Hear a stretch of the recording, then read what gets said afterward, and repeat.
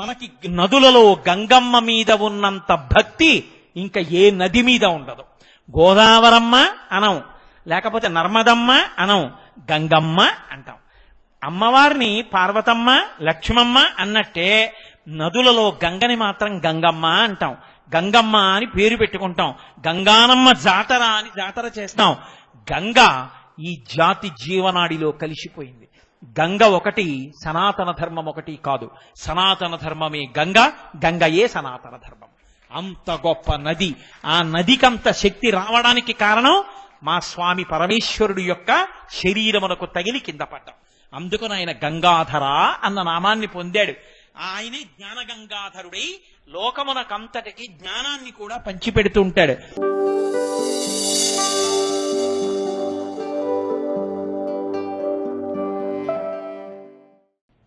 కపర్ది అంటే, ఈ కపర్ది అన్న నామాన్ని వేదంలో, యజుర్వేదంలో రుద్రాధ్యాయంలో కూడా వాడారు. నమ కపర్ది నీచవ్యుక్త కేశాయ చ అని. పెద్ద జటాజూటమున్నవాడు, ముండనమైనటువంటి శిరస్సు కలిగినవాడు. అంటే పరమశివుణ్ణి శంకరాచార్యుల వారిని ఇద్దరిని చూపించారు.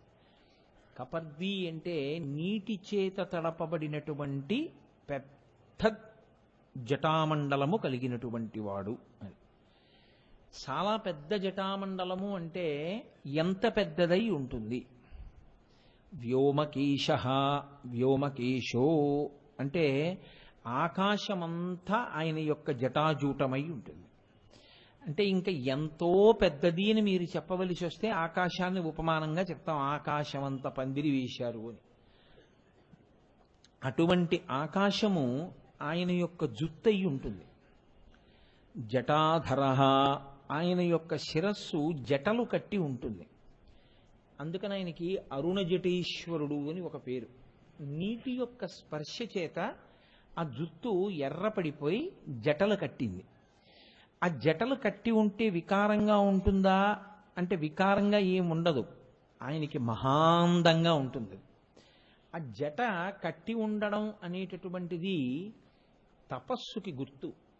శంకరుడు నిరంతరము తనలో తాను రమిస్తూ ఆత్మగా ఆనందమును అనుభవిస్తూ నిరంతరము జ్ఞానిగా నిలబడేటటువంటి స్వరూపము కలిగినటువంటి వాడు కనుక, తాను తక్క వేరొకటి లేనివాడు కనుక ఆయన తపస్సమాధి యందు ఉన్నట్టుగా ఉంటాడు. కానీ నిజానికి ఆయన తపించడానికి ఎవరి గురించి తపించాలి? ఆయన తపస్సు చేయడానికి ఎవరి కోసం తపస్సు చేస్తారు? కాబట్టి అది తపస్సు కాదు, అది తపోరూపమైనటువంటి ఆనందనిష్ట. తనలో తాను రమిస్తూ కూర్చుని ఉంటాడు ఆయన. అలా కూర్చుని ఉన్నటువంటి కారణం చేత తపోస్వరూపంగా ఆయన జుత్తంతా కూడా జటలు కట్టి ఉంటుంది. అందుకని ఆయనకి జటాధారి అని ఒక పేరు. అటువంటి పరమేశ్వరుడు కపర్ది, వ్యోమకేశ, జటాధారి, ఆయనే గంగాధర. ఆయన గంగని ధరించాడు శిరస్సునందు.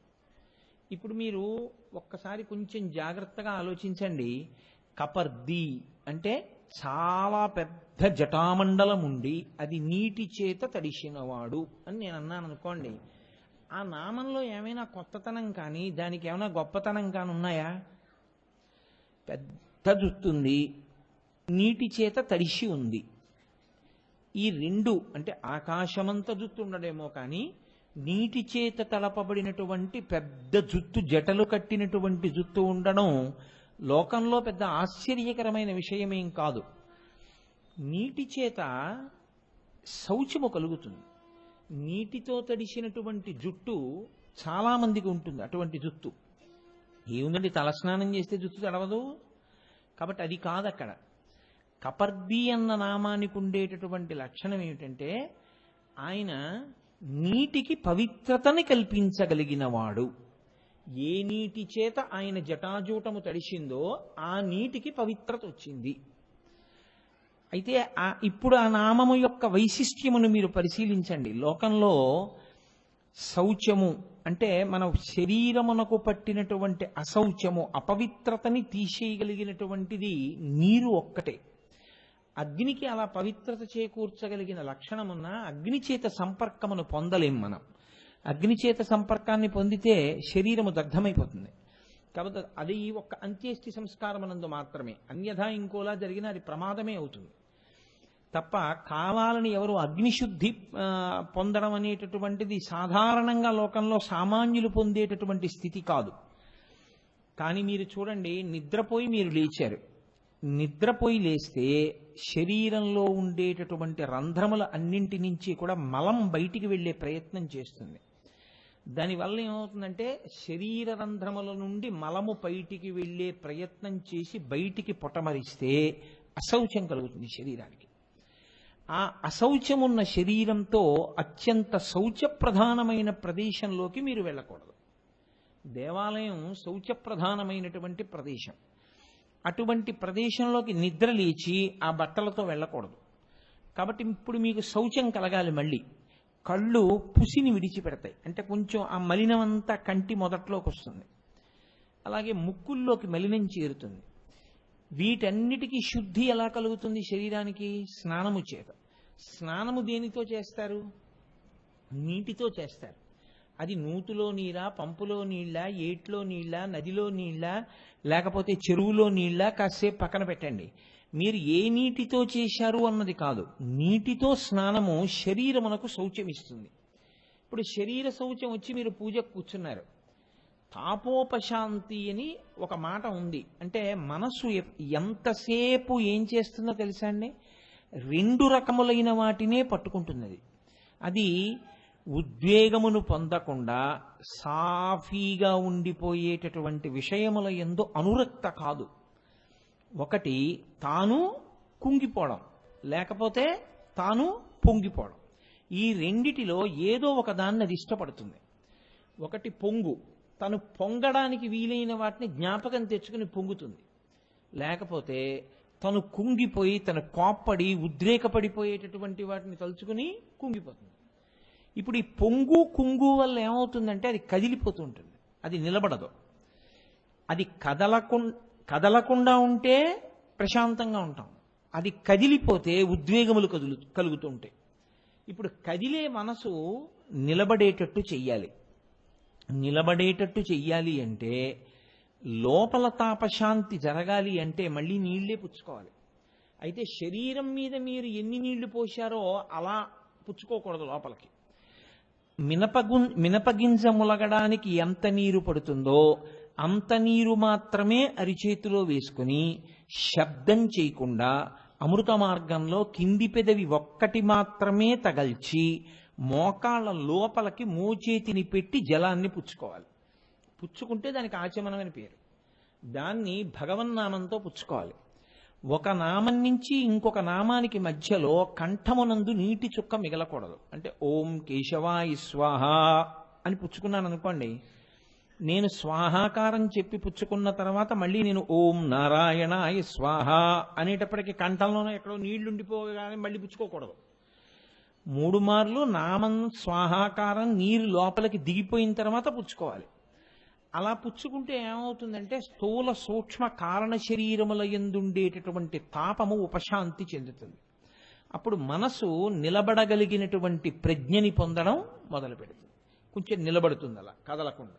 ఇప్పుడు దీని మీద ప్రాణాయామం చేశారనుకోండి, ఓం భూః ఓం భువః ఓం సువః ఓం మహః ఓం జనః అంటూ ఆ కుడి ముక్కులోంచి పీల్చి ఎడం ముక్కులోంచి విడిచిపెట్టడం, ఎడం ముక్కులోంచి పీల్చి కుడి ముక్కులోంచి విడిచిపెట్టడం, ఈ ప్రాణాయామ ప్రక్రియ తెలిసి చేస్తే మనసు నిలబడుతుంది. నిలబడిన మనసుతో మీరు ఈశ్వరుణ్ణి ఆరాధన చెయ్యాలి. అంతేకాని మనసు అటు ఇటు ఇటు ఇటు కదిలిపోతుంటే మీరు పూజ ఏం చేస్తారు? అందుకని ముందు మనస్సుని నిలబెట్టేటటువంటి ప్రక్రియలో లోపల ఉపశాంతికి నీరే సాధనం, బయట ఉపశాంతికి నీరే సాధనం.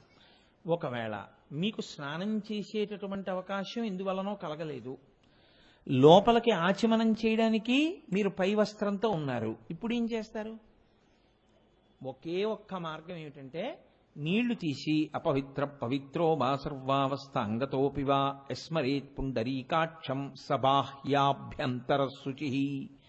బాహ్యమునందు లోపల కూడా నాకు శౌచ సిద్ధి కొరకు భగవన్నామంతో నేను ఈ నీళ్లు చల్లుకుంటున్నాను. 3 మార్లు నీరు చల్లుకుంటాడు. శౌచము నీటి వలన కలుగుతోంది. లోపల తాపోపశాంతి నీటి వల్లే, పైన శరీరమునకు శౌచసిద్ధి నీటి వల్లే కాదు. అసలు లోకంలో ఉండేటటువంటి సమస్త తాపములు ఉపశాంతి చెంది ఈశ్వరానుగ్రహం చేత మీ కోర్కెలు తీరాలి అంటే సంధ్యావందనం తప్పకుండా చెయ్యాలి. ఇప్పుడు సంధ్యావందనంలో ప్రథమ నియమం ఏమిటి? అర్ఘ్యప్రదానం. అర్ఘ్యం ఇవ్వాలి. అర్ఘ్యం దేంతో ఇస్తారు? నీటితోటే ఇవ్వాలి. కాబట్టి ఇప్పుడు సంధ్యావందనం అనేటటువంటిది ఏ రోజుని మారడానికి వీల్లేదు. అది ఇంకా ఎంత కఠినమైన నియమం అంటే సంధ్యావందనం అన్నది కొడుకుట్టాలని ఎందుకు ఏడుస్తారో తెలుసా అండి?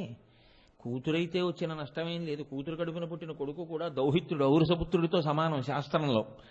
కొడుకు పుట్టాలని ఎందుకు ఏడుస్తారంటే, ఒకవేళ ఈయన మంచం మించి లేచి స్నానం చేసి సంధ్యావందనం చేసుకోవడానికి వీలు లేనంతగా స్పృహ తప్పి మంచం మీద పడి బ్రతికి ఉంటే, ఇప్పుడు వేళకి సంధ్యావందనం చెయ్యని పాపం ఆయన ఖాతాలో పడకుండా ఉండాలంటే అలా చెయ్యగలిగిన వాడు ఒక్కడే. కొడుకు తండ్రి పేరు మీద సంధ్యావందనం చేసి తర్వాత తన పేరు మీద సంధ్యావందనం చేసుకోవాలి, ఆయన ఒంట్లో బావులేక మంచం మీద పడుకుంటే.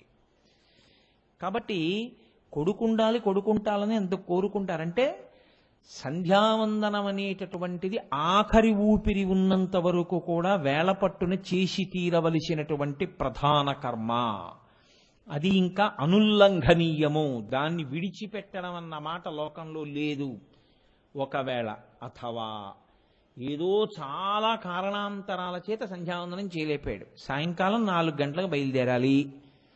4 గంటలకి బయలుదేరకపోతే తను బయలుదేరినా ఒకటే, బయలుదేరకపోయినా ఒకటే. కాబట్టి ఇప్పుడు 4 గంటలకు బయలుదేరాడు.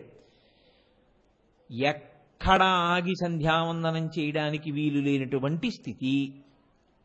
ఇప్పుడేం చేయాలి?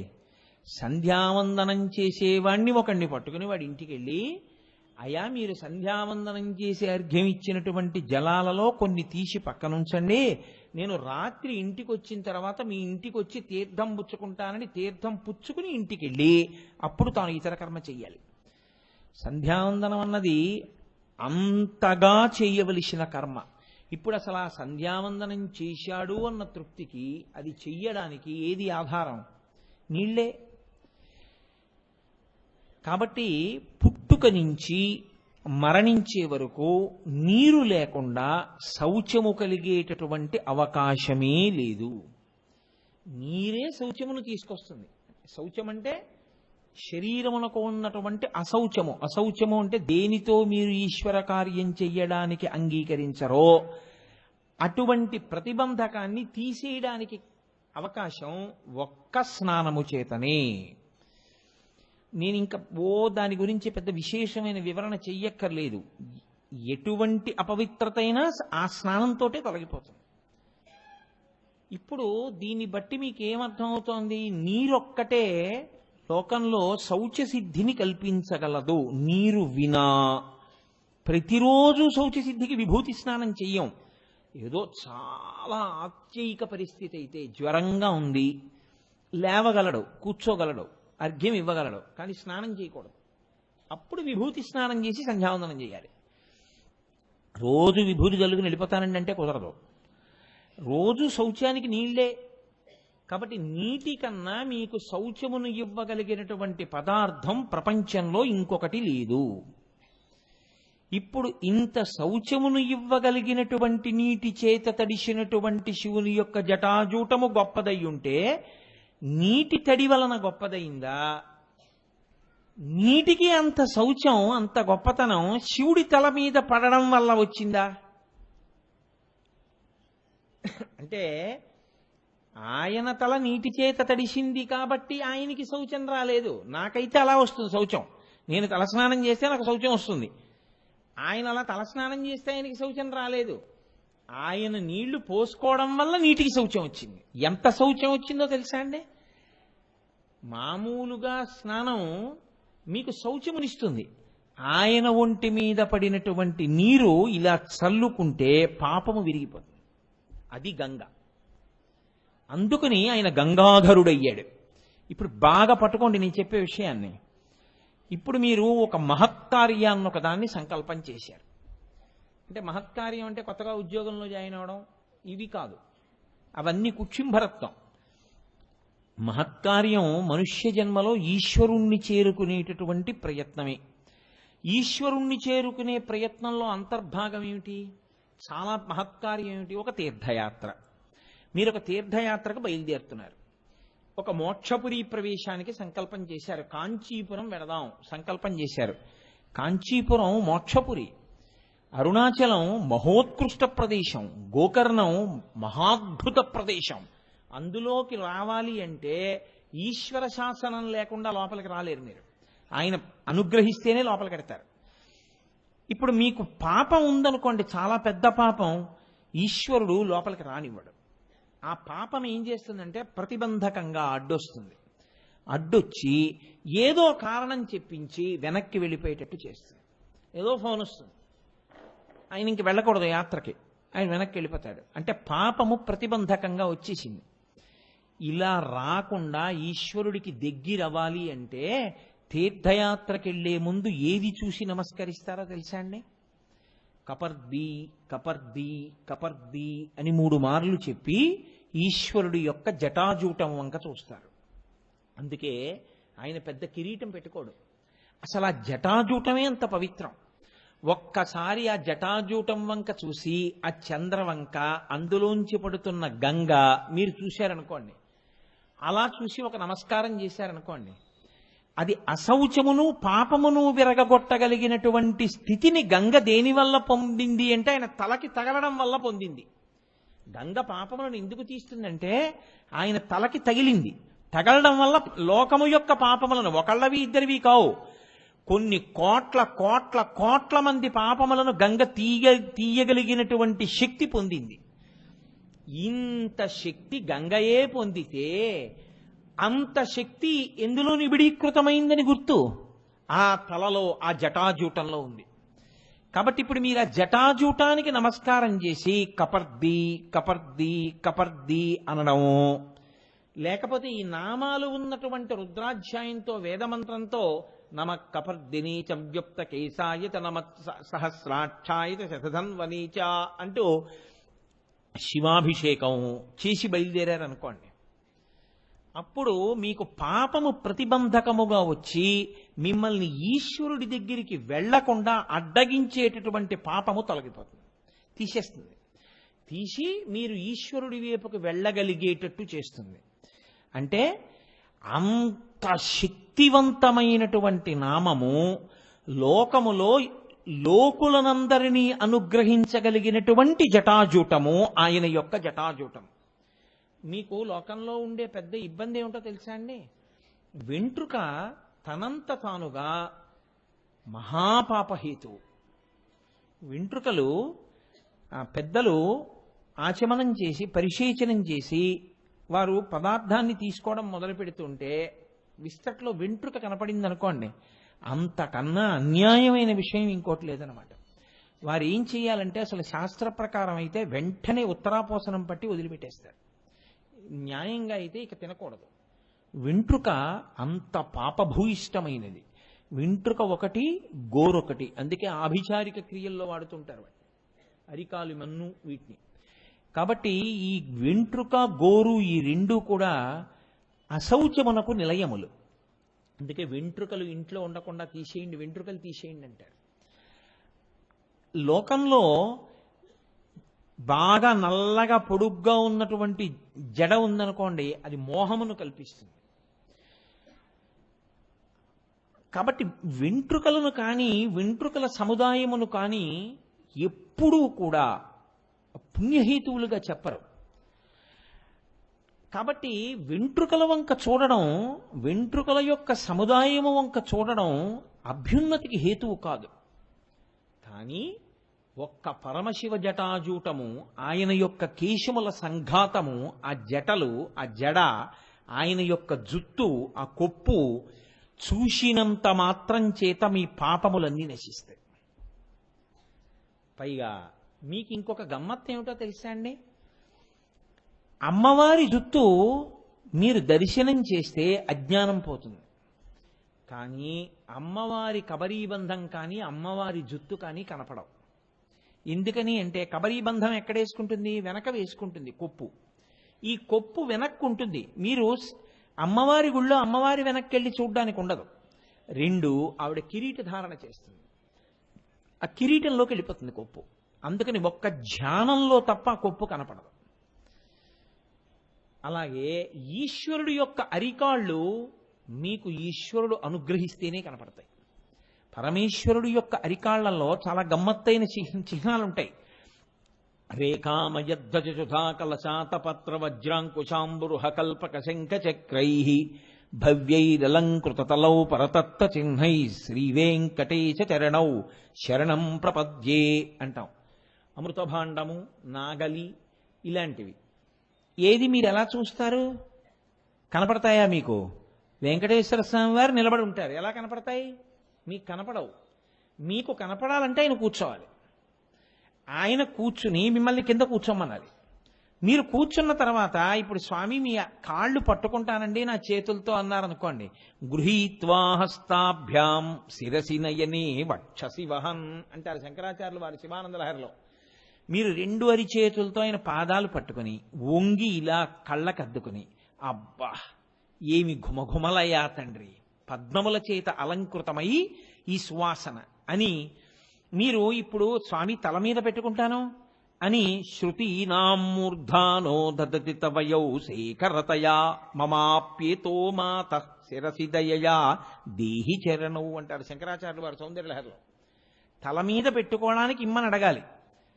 పెట్టుకో అన్నదనుకోండి అమ్మవారో అయ్యవారో ఏ వెంకటేశ్వరుడో, అప్పుడు మీరు మీ తల కింద పెట్టి ఆయన పాదములను మీ తల మీద పెట్టుకోవాలి. పెట్టుకునేటప్పుడు మీరు ఇలా కిందకి చూస్తే అప్పుడు కనపడతాయి ఆ రేఖలు. అందుకే అవి ఎప్పుడు కనపడతాయి? పరమయోగీంద్రులకు భావగోచరమైన సరిలేని పాదాల జంట కంటి. అవి మాంసనేత్రంతో చూసేది కాదు. బాగా యోగమునందు నిలబడగలిగినటువంటి ప్రజ్ఞ కలిగినటువంటి యోగీంద్రులు మాత్రమే అరికాళ్ళు చూడగలరు. కాబట్టి అజ్ఞానదాహకత్వం చేసేటటువంటి అమ్మవారి యొక్క కబరీబంధం గాని ధునోతుద్భాంతం నస్తులిత దళితేందీవరవనం అంటారు శంకరాచార్యులు వారి సౌందర్యలహరిలో. అమ్మవారి కబరీబంధం అజ్ఞానాన్ని తీసేస్తుంది, కనపడదు. మీకు ఒక్క ధ్యానంలోనే కనపడుతుంది. పరమేశ్వరుడు శ్రీ మహావిష్ణువు యొక్క పాదములలో ఉండేటటువంటి ముద్రలు ఒక్క ధ్యానములోనే కనపడతాయి. సమస్త పాపములను తొలగతోయగలిగినటువంటి పరమశివుని యొక్క జటాజూటం ఒక్కటే మీకు ఎప్పుడు కావాలంటే అప్పుడు కనపడదు. ఎందుకంటే అది ఆయన వెనక్కి వేసుకోడు, వెనక్కి వేసుకునే కొప్పు కాదు, అది ఆయన పైకి కట్టుకుంటాడు ఇలా జటాజూటాన్ని. 2, ఆయన ఆ జటాజూటం ములిగిపోయేటటువంటి కిరీట ధారణ చెయ్యడు. అంత పెద్ద కిరీటం పెట్టి కూర్చోడు పరమేశ్వరుడు, ఎప్పుడు జటాజూటమే ఆయన కిరీటం. కాబట్టి ఇప్పుడు జటాజూటం ఎదురుగుండా కనపడుతూ ఉంటుంది. ఇప్పుడు ఆ జటాజూటం వంక మీరు రోజు అలా ఒక్కసారి బాగా చూస్తూ కపర్ది కపర్ది కపర్ది జటాధర జటాధర చంద్రశేఖర అని ఆ చంద్రవంక చూసి చంద్రశేఖర, ఆ గంగ చూసి గంగాధర గంగాధర, ఇలా ఎందుకు ఉండాలి ఆయన? అలా ఉంటే కదా మీరు చూడగలుగుతున్నారు. ఆయన ఒక పెద్ద కిరీటం చేయించి పెట్టేసుకుంటే అయిపోయింది, అంతే, మీకు నాకు అవకాశం పోయింది. కాబట్టి కృపానిధి, మనయందు కృపతో ఆయన తన జటాజూటాన్ని చూపిస్తున్నాడు. లోకములో పనికి వచ్చే వెంట్రుక అంటూ ఉంటే ఒక్క ఏనుగుదే. ఏనుగు వెంట్రుక మాత్రం దృష్టి దోషం కూడా తగలనివ్వాలి. అందుకని ఏనుగు వెంట్రుక లోపల పెట్టి పైన రాయి పెట్టి ఉంగరం చేసి పిల్లలకు పెడతారు దృష్టి దోషం తగలకుండా. ఏనుగు వెంట్రుక శక్తి ఉంది తప్ప లోకంలో ఇంకా ఏ వెంట్రుకకి కూడా పవిత్రమై మీకు ఉపకారము చేయగలిగినటువంటి వెంట్రుకలు కలిగి ఉండవు. ఏ చామరీ మృగం లాంటి దాన్నో పక్కన పెట్టండి. కానీ పరమశివుని యొక్క కేశపాశము, ఆ జటాజూటము పాపములనే తీయగలిగినటువంటి శక్తి కలిగినది. కాబట్టి ఆయన కపర్ది. ఇప్పుడు ఎన్ని నామములు అందులోకి కలుస్తున్నాయి? కపర్ది, జటాధర, గంగాధర, కృపానిధి, వ్యోమకేశ, ఆకాశమంత జటాజూటం ఉన్నవాడు. ఇప్పుడు ఇటువంటి పరమేశ్వరుడు గంగని ధరించినాడు. ధరించడము అన్న మాటకు అర్థం ఏమిటి? పట్టుకుని ఉండుట అని. ఇప్పుడు నేను దీన్ని ధరించాను అన్నాను అనుకోండి, ఇది నా నుంచి జారి పడిపోతోంది అనుకోండి, అప్పుడు నేను ధరించానన్న మాట అన్నాం. ఎందుకంటే ఇది జారి కింద పడిపోయింది అనుకోండి, నేను 2 అడుగులు వేసేటప్పటికి ఈ లాల్చీ జారి కింద పడిపోయింది అనుకోండి, ఇంక నేను ధరించడం ఏమిటి? దాన్ని ధరించానన్నాం. నేను ఒకసారి ధరించి ఇంక నేను దాని గురించి పట్టించుకోకుండా నేను వెళ్ళిపోతుంటే నాతో పాటు అది వచ్చేయాలి. నేను మళ్ళీ ప్రయత్నపూర్వకంగా దాన్ని తీసి పక్కన పెట్టేస్తేనే అది వదలాలి నన్ను, తప్ప అది నన్ను వదిలేసేసే స్వతంత్రత దానికి ఉండకూడదు. అలా అయితే ధరించాను అంటారు. దాన్ని ధరించాడండి ఆయన. బట్టలు ధరించాడు, పుష్పమాల ధరించాడు. ఆయన గంగను ధరించాడు, గంగాధరుడు. ఎలా కుదురుతుంది? ఎక్కడ ధరించాడు? వెంట్రుకలలో ధరించాడు. మీరు బాగా గమనించండి, వెంట్రుకలలో నీరు పట్టుట దుస్సాధ్యము, ఎవ్వరూ పట్టలేరు. అథవా నేను పట్టుకుంటానండి, నాకు చాలా పెద్ద జుట్టు ఉంది, దాన్ని ఏదో చుట్టూ పెద్ద అట్టహాసంగా కట్టేస్తాను, చిన్న కన్నం పెడతాను. ఎన్ని పడతావు? ఓ చెంబుడు పడతావు. ఆయన దేన్ని పట్టాడు? ఆకాశ గంగనంతటినీ పట్టేశాడు. ఎన్నాళ్ళు పట్టాడు? కొన్ని సంవత్సరములు పట్టేశాడు. అలాగే ఇది సాధ్యమా ఎవరికైనా? పైగా ఇప్పుడు ఆ పడిపోతున్న గంగ ఏమైంది? కదలిక లేకుండా అలా ఉండిపోలేదు. గంగ అంటే నీటికి ఒక లక్షణం ఉంటుంది, ఎప్పుడు పల్లాన్ని వెతుక్కుంటుంది, బయటికి వెళ్ళిపోయే మార్గాన్ని వెతుక్కుంటుంది. ఎందుకని ఆవిడ పడ్డం ఆకాశం మించి పడింది, పడింది శివుడి జటాజూటంలో పడింది, అక్కడి నుంచి కింద పడిపోవాలి, పాతాళానికి వెళ్ళిపోవాలి ఆవిడ. కానీ ఇబ్బంది ఎక్కడొచ్చిందో తెలుసా అండి? కొన్ని సంవత్సరముల పాటు అలా ప్రవహిస్తూనే ఉంది ఆవిడ. ఎక్కడ? ఆ జటాజూటంలోనే. ఇంత నీరంటే అది ఎంత నీరు అలా పడింది అని మీరు అనుకుంటున్నారో అంత అనుకోవడమే, దానికి లెక్కేం లేదు. ఇప్పుడు నీరు పడుతోంది, జటాజూటము అలాగే ఉంది. ఎన్ని సంవత్సరములు పడినా దానికి బయటికి వెళ్ళడానికి దారి లేదు. అలా గంగని పట్టగలిగినంత జటాజూటం ఉన్నవాడు లోకంలో ఇంకొకడు లేడు అసలు. ఇప్పుడు ఆయన జటాజూటానికి అంత శక్తి ఉంటే ఆయన శక్తి ఎలా ఉంటుంది? ఇప్పుడు ఆయన శరీరావయములు అంగ ప్రత్యంగముల యొక్క శక్తి ఎలా ఉంటుంది? ఆయన ఎలా ఉంటాడు? అటువంటి వాడు నీళ్లు పట్టడానికి ఒప్పుకోవలసిన అవసరం ఏమిటి జటలో? అది గంగాధర అంటే తాను పట్టగలడు, అట్టె పెట్టగలడు, తాను వదలాలనుకుంటేనే వదలగలడు. ఇప్పుడు పట్టడం వల్ల వదలడం వల్ల ప్రయోజనం ఎవరికి కలిగింది? పట్టడం వల్ల వదలడం వల్ల అహంకారం ఎవరికి వదిలింది?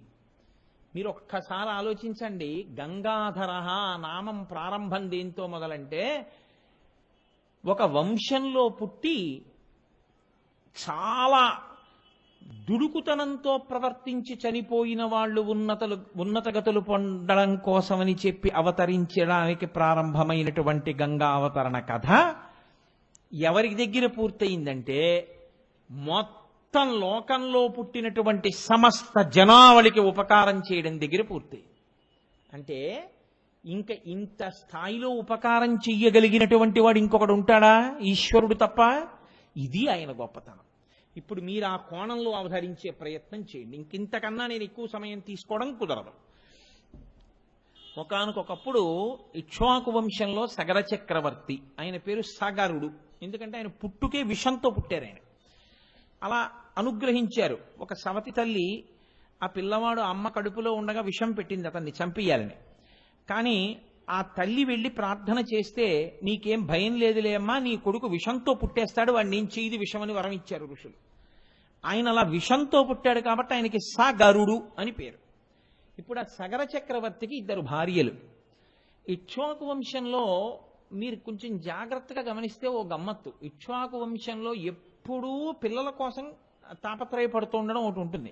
అంత తేలిగ్గా వంశం నిలబడిపోవడం, పిల్లలు పుడుతూ ఉండడం జరుగుతూ ఉండదు. అక్కడక్కడ కొంచెం ఇబ్బంది పడుతూ ఉంటారు. రఘుమహారాజు గారు నందినీ ధేనువుని సేవించాడుగా, దశరథ మహారాజు గారు పుత్రకామిష్టి చేశాడుగా.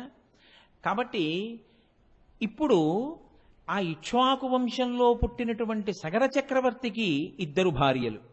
పెద్ద భార్య పేరు కేశిని, చాలా సుగుణాల రాశి, అంత మంచిది. రెండవ భార్య పేరు సుమతి, ఆవిడ కూడా మంచిది. ఇద్దరు భార్యలు మంచివాళ్ళు, రాజ్యం ఉంది, అకంటకంగా పరిపాలన చేస్తున్నాడు, సమస్త ఐశ్వర్యం ఉంది.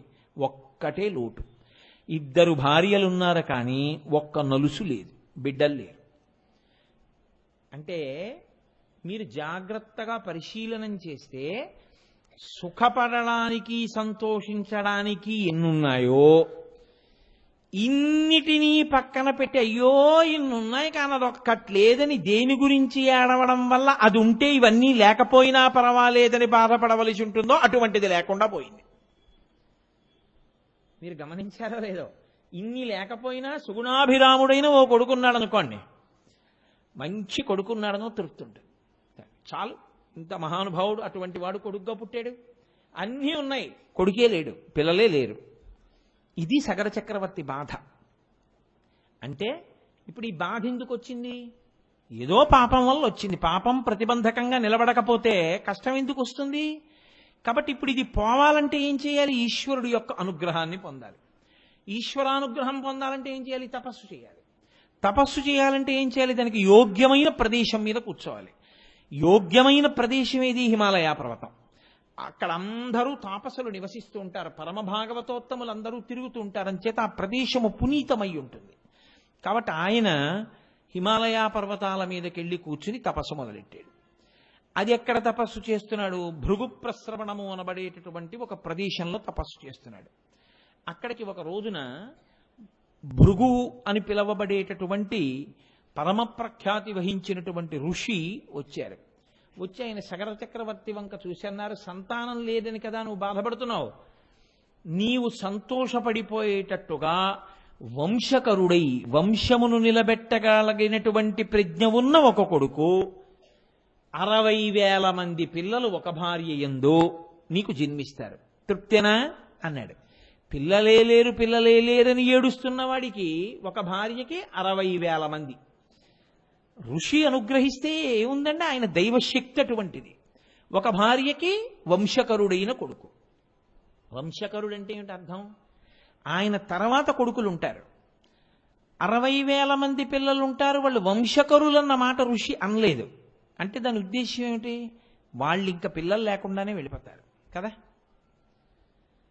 అలా వెళ్ళిపోవడానికి కారణం ఏమిటై ఉంటుంది? అత్యుత్సాహం. అత్యుత్సాహం అంటే ఏమిటో తెలుసా అండి? చేసేద్దాం తాపత్రయమే కానీ ఏది ఎలా చెయ్యాలో తెలియకుండా చేయడం, దానివల్ల ప్రమాదం వస్తుంది. ఆ ప్రమాదమే కొంప ముంచేస్తుంది. కాబట్టి ఇప్పుడు 60,000 మంది ఒక భార్యకి, వంశకరుడు ఒక భార్యకి అని ఆయన ఊరుకున్నాడు. ఇప్పుడు వీళ్ళిద్దరికి అనుమానం వచ్చింది, కేశినికి సుమతికి. ఎవరికి 60,000 మంది, ఎవరికి ఒకడు? కాబట్టి వాళ్ళన్నారు రాజు దగ్గరికి వెళ్ళి, మాలో ఎవరికి 60,000 మంది పుడతారు, ఎవరికి ఒకడు పుడతాడు అని అడిగారు. అడిగితే ఆయన అన్నాడు, ఈ మాట నన్ను అడిగితే నాకు తెలుసా, నేను ఆ వరం ఇచ్చిన వాడిని, తెలుసున్నవాడు ఆయన్ని అడుగుదాం. భృగు మహర్షిని అడిగారు. అడిగితే ఆయన అన్నాడు, నేను చెప్పడం ఎందుకు, మీలో ఎవరికి 60,000 మందో, ఎవరికి వంశకరుడో, మీలో ఎవరికి 60,000 మంది కావాలి, ఎవరికి ఒక్కడు కావాలి అడగండి అన్నాడు. మునేస్తువచలం శ్రుత్వా కేశిని రఘునందన పుత్రం వంశకరం రామ జగ్రాహన్ నృపసన్నిధౌ. ఆ కేశిని అంది, నాకు ఒక్క కుమారుడు వంశకరుడు చాలు. మహర్షి అన్నారు, తథాస్తు, నీకు వంశకరుడైన కుమారుడు జన్మిస్తాడు. ఇప్పుడు సుమతి వంక చూసి ఈమె కూడా నాకు వద్దండి 60,000 మంది, నాకు ఒక్కడే కావాలందనుకోండి, అప్పుడు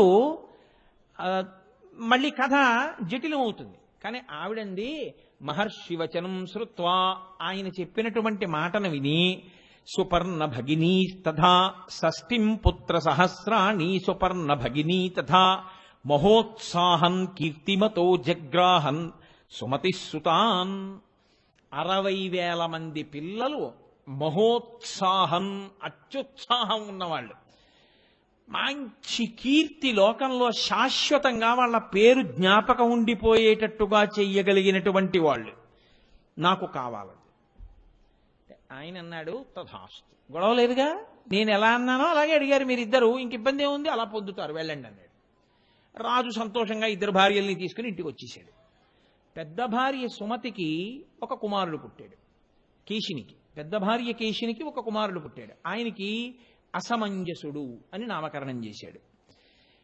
ఈ రెండవ భార్యకి ఒక పెద్ద సొరకాయ లాంటిది ఒకటి జన్మించింది.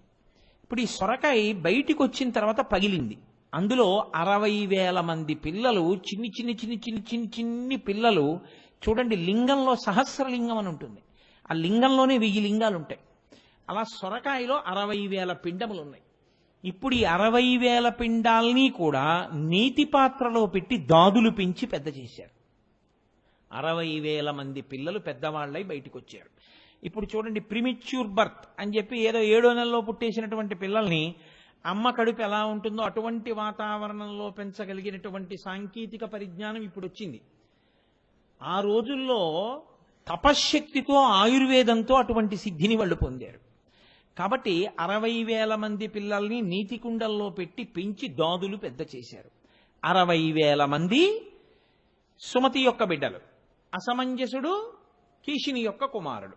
ఈ 60,000 మంది పేర్లేమి అని అడిగారనుకోండి, ఎందుకు వచ్చిన ఇబ్బంది ఇదంతా అని ఏం చేశారంటే, 30 రోజులు 60,000 మంది పిల్లల పేర్లు చెప్తే వచ్చే ఉపయోగం ఏముందో పుస్తకం పట్టుకుని సగరులు అనండి అన్నారు. సగర చక్రవర్తి కుమారులు కాబట్టి వాళ్ళకి సగరులు.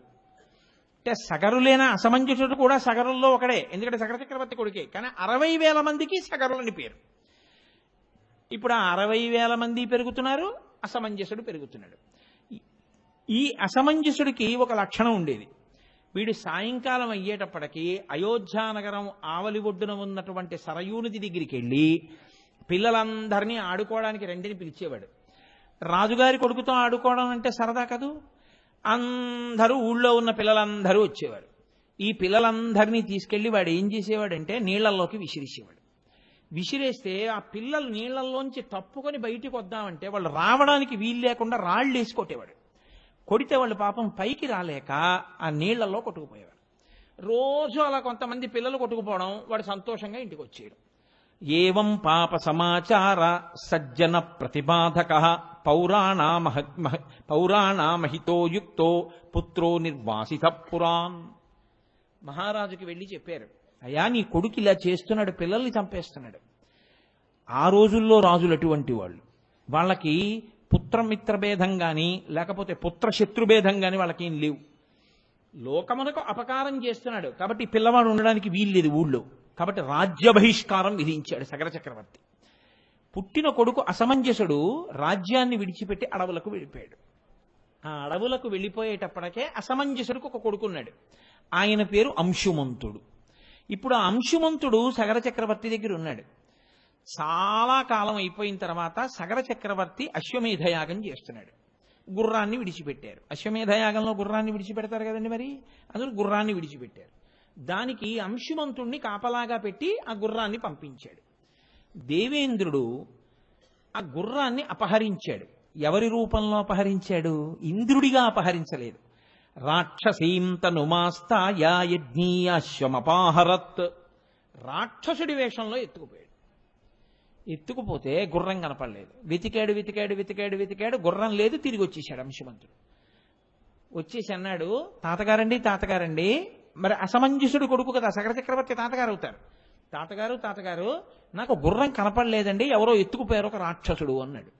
అంటే సగర చక్రవర్తి అన్నాడు, వేదం చదువుకున్నటువంటి ఇంతమంది నిష్ఠాగరిష్ఠులైనటువంటి మహాభక్తులైన ఋషులు ఇంతమంది ఇక్కడ ఉండగా రాక్షసులు రాలేరు. కాబట్టి ఇది ఎవరో కావాలని చేసిన పని. ఇది తెలుసుకోవాలి అంటే ఇప్పుడు భూమండలం అంతా వెతకాలి. భూమండలం అంతా వెతికేయాలంటే నువ్వు కూర్చోరా, నా కొడుకులు ఉన్నారుగా, 60,000 మంది సగరులు ఉన్నారుగా, సుమతి కొడుకులు అని వాళ్ళని పిలిచాడు.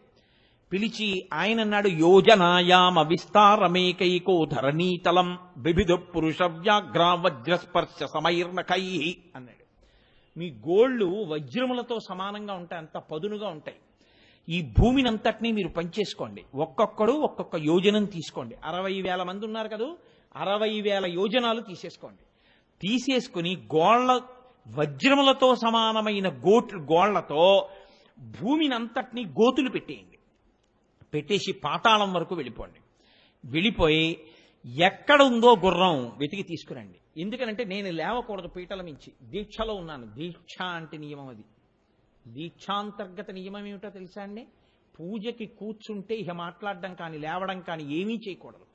అలా ఉండకుండా దీక్ష తీసుకుని దీక్ష చేస్తే అదంతా దీక్షాభంగమే. కాబట్టి నేను లేవకూడదు పీటల మించి. అలా లేస్తే అరిష్టం జరుగుతుంది. కాబట్టి నేను లేచి వెళ్ళకూడదు. మీరు వెళ్ళి పట్టరండి గుర్రాన్ని, 60,000 మంది వెళ్ళండి అన్నాడు. అంటే ఇప్పుడు 60,000 మంది బయలుదేరారు. వాళ్ళు భూమిని అంతటినీ కూడా వెతికేశారు, భూమిని చీల్చేశారు, గోతులు పెట్టేశారు, పాతాళం దగ్గరికి వెళ్ళిపోయారు, కనపడ్డ వాళ్ళందరినీ చంపేశారు, రాళ్ల పెట్టి కొట్టేశారు, మా గుర్రం కనపట్టలేదన్నారు. భూమి అతలాకుతలమైపోయింది, ఎంతో ప్రాణికోటి నశించిపోతోంది. ఇప్పుడు దేవతలందరూ కలిసి ఇదేమిటి, పృథివీ స్వరూపమే పాడైపోతోంది, అసలు భూమి పాడైపోతోంది. వాళ్ళందరూ చతుర్ముఖ బ్రహ్మగారి దగ్గరికి వెళ్ళారు. వెళ్ళి వాళ్ళన్నారు, ఇదేమిటి, ఇదేం ఆగడం, 60,000 మంది సగరులు భూమినంతటినీ చీల్చేస్తున్నారు, పాడు చేసేస్తున్నారు. మరి ఈ ఆగడాన్ని నుంచి భూమిని కాపాడేవాడు లేడా అని అడిగారు. అడిగితే ఆయన అన్నాడు, కాపిలం రూపమాస్తా యాధారయత్యనిశం ధరాన్ తస్య కోపాగ్నినా దగ్ధ. ఆయన శ్రీ మహావిష్ణువు ఈ భూమినంతటినీ కాపాడుతూ ఉంటాడు. ఆయన వసుదేవుడు, ఆయనది భూమి, ఆయనదైన ఈ భూమిని ఆయనే రక్షించుకుంటుంటాడు. అటువంటి వాడు ఇప్పుడు కపిలుడు అన్న పేరుతో పాతాళలోకంలో తపస్సు చేస్తున్నాడు. వీళ్ళు ఎందుకు పుట్టారో తెలుసా? ఈ 60,000 మంది ఇంత మహోత్సాహంతో ఉండడానికి కారణం ఏమిటో తెలుసా?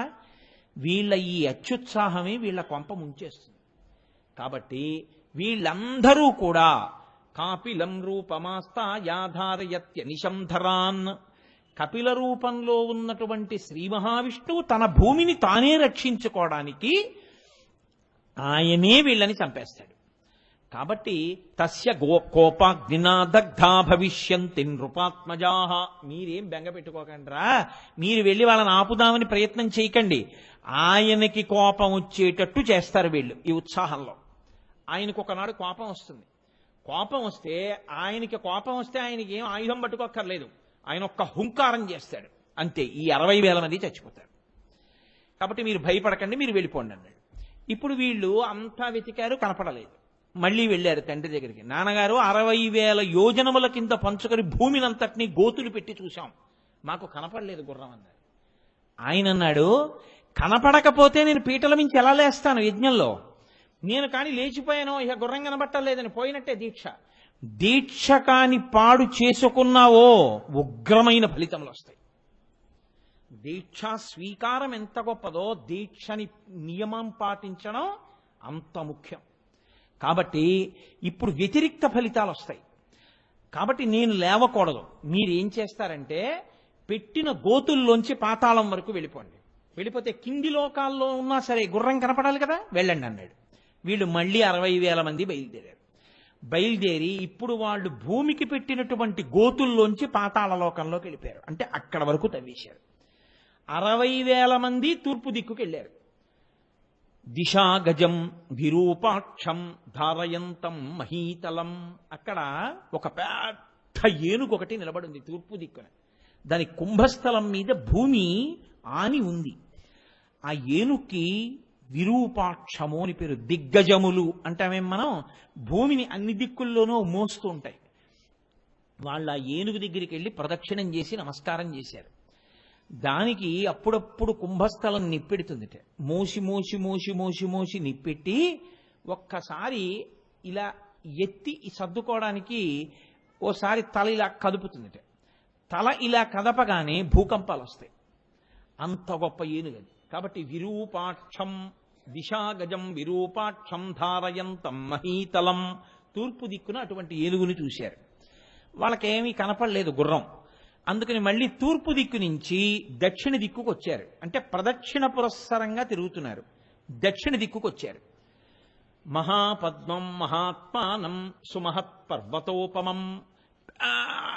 పర్వతం ఎంత ఉంటుందో అంత పెద్ద ఏనుగు ఒకటి కనపడింది దక్షిణ దిక్కున. దానికి మహాపద్మము అని పేరు. అది మోస్తోంది భూమిని. దానికో ప్రదక్షిణం చేశారు, దానికో నమస్కారం చేశారు. దక్షిణ దిక్కును కూడా గుర్రం కనబడలేదు. మరి దక్షిణం నుంచి పశ్చిమానికి వచ్చారు. అక్కడ చూశారు. అక్కడికొస్తే సౌమనసం దిశా గజం సౌమనసం ధారయత్యనిశం ధరాం. సౌమనసము అనబడేటటువంటి ఒక ఏనుగు పశ్చిమ దిక్కును మోస్తోంది. దానికో ప్రదక్షిణం చేశారు, అక్కడ గుర్రం కనపడలేదు. మళ్ళీ అక్కడి నుంచి ఉత్తర దిక్కుకు వచ్చారు. భద్రం భద్రేణ వపుషా ధారయంతం మహీమిమాం. భద్రము అనబడేటటువంటి ఒక పెద్ద ఏనుగు ఉత్తర దిక్కుని మోస్తోంది. అక్కడ కూడా ఉత్తర దిక్కును కూడా కనపడలేదు. అంటే వాళ్ళు భూమినంతటినీ వెతికి భూమిలోంచి కిందకి దిగి పాతాళానికి వెళ్ళి పాతాళంలో తూర్పు దక్షిణ పశ్చిమ ఉత్తరములు చూసేశారు. ఇక మిగిలిందేమిటి? ఈశాన్యం ఒక్కటే ఉంది, తూర్పుకి ఉత్తరానికి మధ్యలో. ఆ ఈశాన్య దిక్కుకి వెళ్ళారు. వెళ్ళేటప్పటికి అక్కడ కపిల మహర్షి తపస్సు చేసుకుంటున్నారు. శ్రీ మహావిష్ణువే కపిల మహర్షిగా కూర్చుని తపస్సు చేస్తున్నారు. వీళ్ళు అక్కడికి వెళ్ళి వెతుకుతున్నారు. వెతుకుతూ ఉంటే వీళ్ళ యజ్ఞాశ్వం అక్కడ కట్టేశాడు ఇంద్రుడు పట్టుకెళ్ళి. అక్కడ కనపడింది ఆ గుర్రం. అన్న అత్యుత్సాహం కదండి, ఆలోచన తక్కువ ఉత్సాహం ఎక్కువ. ఇదిగో రామన గుర్రం అన్నారు. అమ్మమ్మమ్మ, ఎంతకాలం నుంచి వెతుకుతున్నాను రా. నాన్నగారు అలా కూర్చుని ఉన్నారు పాపం దీక్షలో లేవకుండా. ఈ గుర్రాన్ని ఇక్కడికి తెచ్చి కట్టి ఎవడ కట్టేసి ఉంటాడు రా ఈ గుర్రాన్ని అన్నారు. తపస్సు చేసుకుంటున్నటువంటి కపిల మహర్షి కనబడ్డారు. గుర్రం ఇక్కడుంది, అదిగో ఆయన అక్కడ కూర్చున్నాడంటే ఆయనే పట్టుకొచ్చి ఉంటాడు, చంపేసేయండి రా ఆయన అన్నారు. ఆయన ఎవరో ఏమిటో తెచ్చాడో తేలేదో వినదగునెవ్వరు తెచ్చిన వినదగునెవ్వరు చెప్పిన వినినంతని వేగపడక వివరింపదగున్ కలికల్ల నిజము తెలిసిన మనుజుడెపో నీతిపరుడు మహిళో సుమతి. యుక్తాయుక్త విచక్షణ లేదు, ఒక పిచ్చి ఉత్సాహం అంతే. మహోత్సాహం కీర్తిమతో జగ్రాహ సుమతిస్సుతాన్ అని కదా మరి ముందు. కాబట్టి వీళ్ళందరూ కనపడ్డ నాగళ్ళు, పెద్ద పెద్ద చెట్లు, కనపడినటువంటి కర్రలు, పొదలు అన్నీ చేత్తో పట్టుకున్నారు. పట్టుకుని ఆ కపిల మహర్షిని కొడతాన్ని చంపేస్తామని ఆయన మీదకు పరిగెత్తారు. ఆయన ఏమిట్రా ఎంత పెద్ద కేకలు వినపడుతున్నాయని 60,000 మంది మీద పడిపోవడానికి వచ్చేస్తున్నారు. ఆయన ఒకసారి ఇలా కళ్ళు విప్పి చూశారు. 60,000 మంది రాజకుమారులు మీదకు వస్తున్నారు. ఆయన వెంటనే ఓసారి చూసి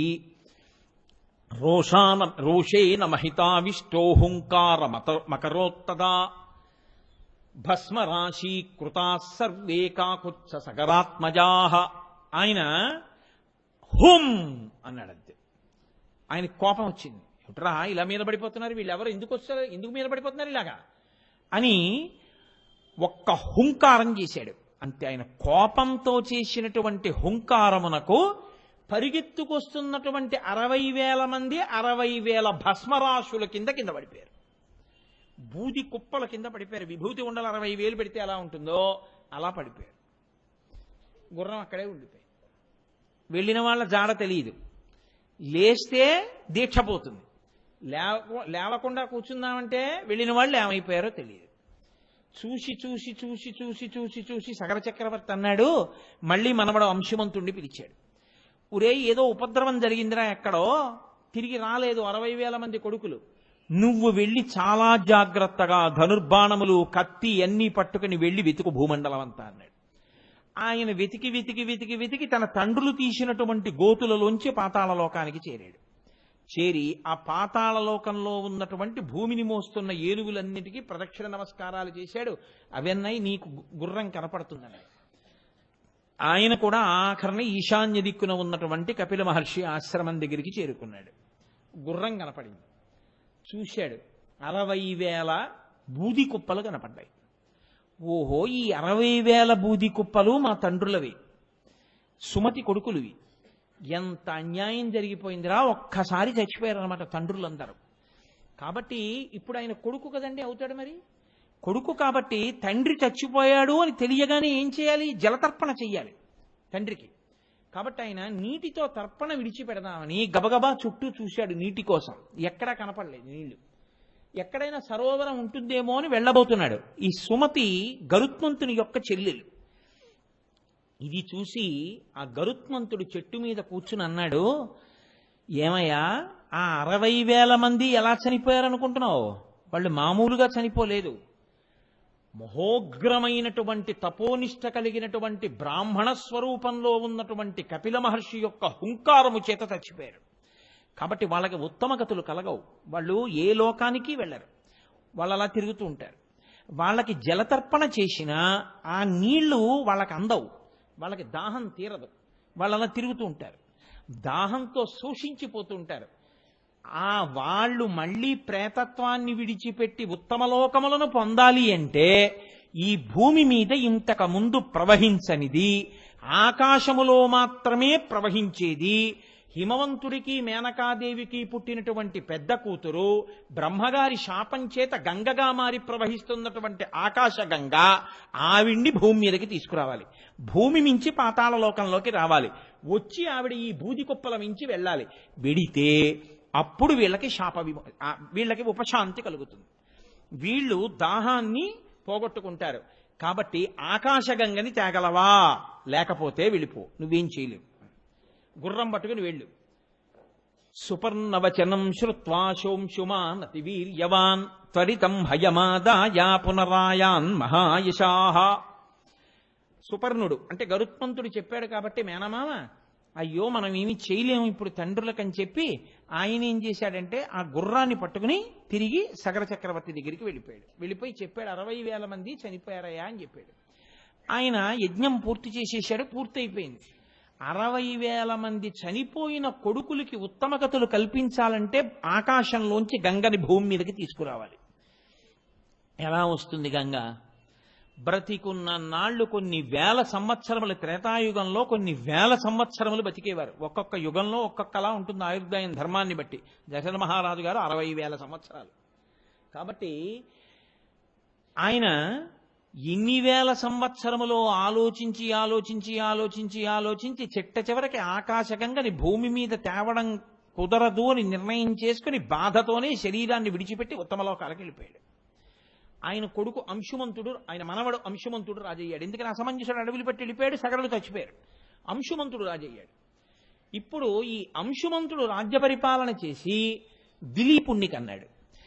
ఆయన కొన్ని వేల సంవత్సరములు ఆలోచించి ప్రయత్నించాడు. గంగని తేగలమా? మన పితృదేవతలు అలా ఉండిపోయారు. అంటే తద్దినం పెట్టడం, పితృదేవతల్ని పితృదేవతల దాహం తీర్చడం ఎంత ముఖ్యమైందిగా భావించిందో చూడండి మన జాతి. కాబట్టి ఇప్పుడు ఎలా వాళ్ళకి మళ్ళీ మనం ఉత్తమ గతులు కల్పించడం? ఆలోచించి ఆలోచించి ఆలోచించి గంగని భూమి మీదకి తీసుకురాకుండానే దిలీపుడు కూడా వెళ్ళిపోయాడు. దిలీపుడు కొడుకు భగీరథుడు వచ్చాడు రాజ్యానికి. ఈ భగీరథుడు రాజ్యానికి రాగానే ఎలాగైనా ఆకాశగంగని తీసుకురావాలి, తీసుకొచ్చి మా పితృదేవతలందరూ కూడా తరించేటట్టు చెయ్యాలి. నేను ఎక్కడ తపస్సు చెయ్యను అని అడిగాడు. అడిగితే వాళ్ళన్నారు గోకర్ణంలో తపస్సు చేయండి అన్నారు మంత్రులు. ఏమి గోకర్ణంలో ఎందుకు చెయ్యాలి? హిమవత్ పర్వతం మీద సగర చక్రవర్తి తపస్సు చేయడానికి వెళ్ళాడుగా, సంతానం లేకపోతే తను కూడా హిమవత్ పర్వతం మీదకి వెళ్ళకూడదా? కాదు. గోకర్ణ క్షేత్రానికి ఒక ప్రత్యేకమైనటువంటి ప్రాధాన్యత ఒకటి ఉంది.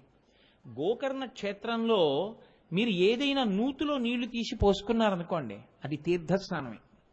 మీరు గోకర్ణంలో ఎక్కడైనా ఓ చెరువులో స్నానం చేశారనుకోండి, అది తీర్థమే. గోకర్ణ క్షేత్రం మొత్తం మీద ఎక్కడైనా మీరు ఓ రాయి మీద పువ్వేశారనుకోండి, అది శివలింగమే. గోకర్ణ క్షేత్రానికి ఉన్న గొప్పతనం ఏమిటంటే గోకర్ణ క్షేత్రమంతా శివలింగములే, గోకర్ణ క్షేత్రమంతా తీర్థములే. అందుకే కోటి తీర్థ క్షేత్రం అక్కడే ఉంది. అందుకే గోకర్ణ క్షేత్రంలోకి అసలు ప్రవేశించడం కానీ, గోకర్ణంలో ఉండడం కానీ, గోకర్ణంలో ఏదైనా నోము కానీ వ్రతం కానీ చెయ్యడం కానీ అంత తేలికైన విషయములు కాదు అంటారు. స్కాంద పురాణంలో గోకర్ణ క్షేత్ర మాహాత్మ్యము అని అసలు నిజంగా ఎన్ని విషయాలు చెప్తారో ఆ గోకర్ణ క్షేత్రం గురించి. నోటితో చెప్పడానికి కూడా అమ్మ బాబోయ్ మనం ఉచ్చరించద్దనిపిస్తుంది. అన్ని మహాపాపములు చేసింది ఒక స్త్రీ. చేసి అంధురాలైపోయింది, కుష్ఠవ్యాధి వచ్చేసింది, తినడానికి తిండి లేక గోకర్ణ క్షేత్రానికి వెళ్ళింది. కళ్ళు లేవు, ఎవరన్నా ఏదైనా తినేది వేస్తారేమో అని ఒక శివరాత్రి నాడు అక్కడ కూర్చుంది. అందుకే మనకి పెద్దలు ఒక మాట చెప్తారు, నీ జీవితంలో ఎప్పుడైనా 4 ఒక్కసారి దొరికితే నీ అంత ధన్యాత్ముడు లేడు అని చెప్తారు. 4 ఒక్కసారి దొరకాలి. 1 నువ్వు గోకర్ణం వెళ్ళాలి అసలు. 2 నీవు మారేడు జలములను చేత్తో పుచ్చుకోవాలి. మూడు, నీకక్కడ శివలింగం ఏ రాయైన శివలింగమే. ఓ శివలింగంగా నువ్వు అక్కడ భావన చెయ్యాలి. లేకపోతే అక్కడ ఉన్నటువంటి స్వామికి మహాబలేశ్వరుడని పేరు. మహాబలేశ్వర దర్శనం చెయ్యాలి. నీ అదృష్టమైతే అది కృష్ణ చతుర్దశి అయి ఉండాలి. అంటే మాస శివరాత్రి కానీ మహాశివరాత్రి కానీ అయి ఉండాలి. ఈ నాలుగో కానీ ఎప్పుడైనా జీవితంలో దొరికితే వాడు ఈ మారేడు దళాన్ని గోకర్ణంలో ఒక రాయి మీద వేసినా వాడు మోక్షాన్ని పొందేస్తాడు. ఇన్ని పాపములు చేసిన వాడు కానివాడు, అంటే చెయ్యమని నా ఉద్దేశ్యం కాదు, కానీ గోకర్ణ క్షేత్రం అంత గొప్పది. అక్కడ సముద్ర స్నానం 365 రోజులు సముద్ర స్నానమే అక్కడ. అటువంటి క్షేత్రంలో ఈవిడ వెళ్ళి కూర్చుంది అన్నం కోసం. ఈ పాపములు చేసినవాడు, అసలు నా నోటితో నేను వర్ణించలేను ఆ పాపాలన్నీ. ఆవిడ కూర్చునుంటే ఒక ఆయన వెళ్ళిపోతూ ఆవిడ్ని చూశాడు. చూసి ఏమో ఎందుకు విసిరాడో తెలియదు, ముట్టుకున్నా పాపం పోతుంది కదా అనుకున్నాడో ఏమో. దర్శనం స్పర్శనం రెండూ గొప్పవు కదా మారేడు దళం. అందుకని ఒక మారేడు దళాల మాలను ఒక దాన్ని ఆవిడ ఒళ్ళోకి బారేశాడు. కంపు వచ్చేస్తోంది, ఒళ్ళు చీము నెత్తురు కారిపోతోంది, కుష్ఠరోగంతో ఉంది, కళ్ళు లేవు, వృద్ధురాలు, ఆకలి, ఏడుస్తోంది. దగ్గరికి వెళ్లకుండా మారేడు దళాల మాలిలా విసిరాడు. ఆ ఒళ్ళో వచ్చి పడితే ఆవిడ అనుకుంది, అమ్మయ్యా తినేదేదో వేశారనుకుని గబగబా ఆర్తితో దాన్ని ఇలా తడువుకుని తీసి నోటి దగ్గర పెట్టుకుంది. ఆకులు అని తెలిసింది ఆవిడకి. ఇది ఏమిటి అని ముక్కుతో వాసన చూసింది. అది మారేడు దళాల మాల. ఎవడో ధూర్తుడు నాకు మారేడు దళాల మాల వేశాడు, ఇందుకు తినాలా కడుపు నిండాలా. ఆ రోజు ఆవిడ అదృష్టం ఏమిటంటే కృష్ణ చతుర్దశి, మాఘమాస కృష్ణ చతుర్దశి అంటే మహాశివరాత్రి. ఆవిడ ఈ మాలని తీసి విసిరి పారేసింది కోపంలో. ఆ విసిరేయడంలో అది వెళ్ళి ఆ పక్కన ఉన్నటువంటి ఓ శివలింగం మీదకి అలంకారంగా పడిపోయింది. ఈవిడ లేచి అన్నం కోసం పరితపించి అసలు ఆవిడ దగ్గరికి కూడా ఎవరూ రాకపోతే ఏడుస్తూ రాత్రల్లా నడుస్తూ జాగరణ చేస్తూ వెళ్ళిపోయింది, చచ్చిపోయింది. శివదూతలు వచ్చి ఆవిడ్ని తీసుకెళ్ళిపోయింది. అప్పుడు అడిగారు ఒక ఆయన అందులో ప్రశ్న, ఇంత పాపిష్టిరాలే ఈవిడికి శివదూతలు వచ్చి శివపార్షదులు వచ్చి విమానం ఎలా ఎక్కించారని అడిగారు. మీరు తెలిసి ముట్టుకున్నా తెలియకుండా ముట్టుకున్నా నిప్పు నిప్పే, తెలిసి ముట్టుకున్నా తెలియకుండా ముట్టుకున్నా నీరు నీరే. గోకర్ణ క్షేత్రం అంత గొప్పది. అందుకే మనుష్య ఉపాధిలోకి వచ్చిన వాళ్ళు తప్పకుండా కొన్ని క్షేత్రముల మట్టి తొక్కాలి, అంటే వెళ్ళాలి. వెళ్ళకపోతే జీవుడు ఊపిరుండగా చేసుకోకపోతే ఎవరు ఉద్ధరిస్తారు? వెళ్ళాలి తప్పకుండా కొన్ని క్షేత్రాలకి. కాబట్టి అటువంటి గోకర్ణ క్షేత్రంలో నీవు తపస్సు చేస్తే ఏ కోరిక సామాన్యమైంది కాదు. ఆకాశగంగని తీసుకురావాలి, చతుర్ముఖ బ్రహ్మగారి అనుగ్రహం కలగాలి. కాబట్టి గోకర్ణంలో తపస్సు చెయ్యి. ఇప్పుడు ఆయన గోకర్ణం వెళ్ళాడు. కోరిక చాలా తీవ్రమైంది కాబట్టి ఉగ్రమైన తపస్సు చేశాడు. ఊర్ధ్వబాహు పంచతప మాసాహారో జితేంద్రియ తస్య వర్ష సహస్రాణి ఘోరే తపసి తిష్ఠిత. ఆయన ఊర్ధ్వబాహు 2 చేతులు పైకెత్తి నించున్నాడు. పంచతప అంటే ఇటు వెనక 2 పక్కల అగ్నిహోత్రాన్ని పెట్టుకుంటారు, వాటి సెగ తగులుతూ ఉంటుంది. 2 కన్నులు ముయ్యకుండా సూర్యుడి వంక అలా చూస్తూ ఉంటారు. ఎంత బాధ కళ్ళకి. 4 అగ్నిహోత్రముల మధ్యలో కేవలం బొటనవేళ్ల మీద నిలబడి సూర్యుడి వంక చూస్తూ అలా నెలకి ఒక్కసారి మాత్రమే ఆహారమును తీసుకుంటూ తర్శ్య వర్ష సహస్రాణి 1000 ఏళ్లు తపస్సు చేశాడు గోకర్ణ క్షేత్రంలో. అందుకే భగీరథ ప్రయత్నం అంటారు. చతుర్ముఖ బ్రహ్మగారు ప్రత్యక్షమయ్యారు. ఏమిరా నాయన ఇంత ఘోరమైన తపస్సు చేశావు, ఇంత కష్టపడ్డావు, నీకేం కావాలన్నారు. నాకు 2 కావాలి. ఒకటి, మా ఇక్ష్వాకు వంశం సంతానం లేక ఇబ్బంది పడుతోంది అప్పుడప్పుడు. మా ఇక్ష్వాకు వంశంలో ఇంకా సంతానము కలగడంలో ఇబ్బంది కలగకూడదు. సంతానము కలిగి తీరాలి, వంశం ఆగకూడదు. తప్పకుండా నీ కోరిక తీరింది, అనుగ్రహించాను. 2, మా పితృదేవతలు మా ముందు పుట్టినటువంటి వాళ్ళు 60,000 మంది సగరులు బూడిద కుప్పలై పడిపోయి ఉన్నారు కపిల మహర్షి యొక్క ఆగ్రహ జ్వాలకు. వాళ్ళు ఉత్తమగతులు పొందలేదు, వాళ్ళ దాహం తీరలేదు అప్పటి నుంచి ఇప్పటి వరకు. కాబట్టి మీరు అనుగ్రహించి ఆకాశంలోంచి గంగని, హిమవంతుని యొక్క పెద్ద కుమార్తెని భూమి మీదకి విడిచిపెట్టాలి. బ్రహ్మగారు అన్నారు, నీ మొదటి కోరిక తీరుస్తాను. రెండవ కోరిక తీర్చడం సాధ్యం కాదు. ఎందుకో తెలుసా? గంగాయా పతనం రాజన్ పృథివీ న సహిష్యతి. ఆ గంగ ఆకాశంలోంచి కాని కింద పడిందా ఈ భూమి తట్టుకోలేదు. భూమి అంతా అదిరిపోయి బద్దలైపోయి భూమిని అంతటినీ కూడా ఈడ్చేస్తుంది గంగ. అంత శక్తివంతం పైనుంచి అలా పడుతుంది. కాబట్టి భూమి కూడా తట్టుకోలేదు. భరించగలిగినది భూమి, అటువంటి భూమి తట్టుకోలేదు. కాబట్టి నాకు తెలిసినంత వరకు ఇంకా అలా పట్టుకోగలిగినటువంటి వాడు అంటే గంగ కాదు, భూమి కాదు, ఆకాశం కాదు, సమస్తమును సృష్టించినటువంటి పరాత్పరుడైన మహేశ్వరుడైన సాంబ సదాశివుడైన త్రయంబకుడైన ఒక్క ఈశ్వరుడు మాత్రమే పట్టుకోవాలి. ఆయనని పట్టుకోని చెప్పడానికి నేను సరిపోను. నేను ఆయన కింకరుణ్ణి. నేనెలా చెప్తాను ఆయన్ని వచ్చి పట్టుకోమని? తెల్లవారు లేస్తే నేను ఆయన పూజ చేస్తాను. కాబట్టి నేను అడగలేను. నువ్వు ఆయన్ని మెప్పించుకో. కాబట్టి గంగాయా పతనం రాజన్ పృథివీ న సహిష్యతి తాం వై ధారయితుం వీర నాణ్యం పశ్యామి శూలినః. నాకింకెవ్వరూ కనపట్టలేదు. పశ్యామి, నాకు కనపట్టల్లా. శూలినః, ఆ త్రిశూలం పట్టుకున్నవాడు ఉన్నాడే, ఆ శంకరుడు ఒక్కడే పట్టగలడు. ఆయన్ని ఏమైనా మెప్పిస్తావా? నీ ఇష్టం. ఆయన్ని మెప్పించి ఆయన పట్టుకుంటానంటే చెప్పు, తప్పకుండా గంగని విడిచిపెడతాను పైనుంచి. ఆయన వెళ్ళిపోయాడు.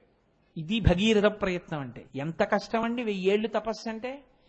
ఇప్పుడు ఈ భగీరథుడు మళ్ళీ వెళ్ళి 1000 సంవత్సరములు మళ్ళీ తపస్సు మొదలుపెట్టాడు.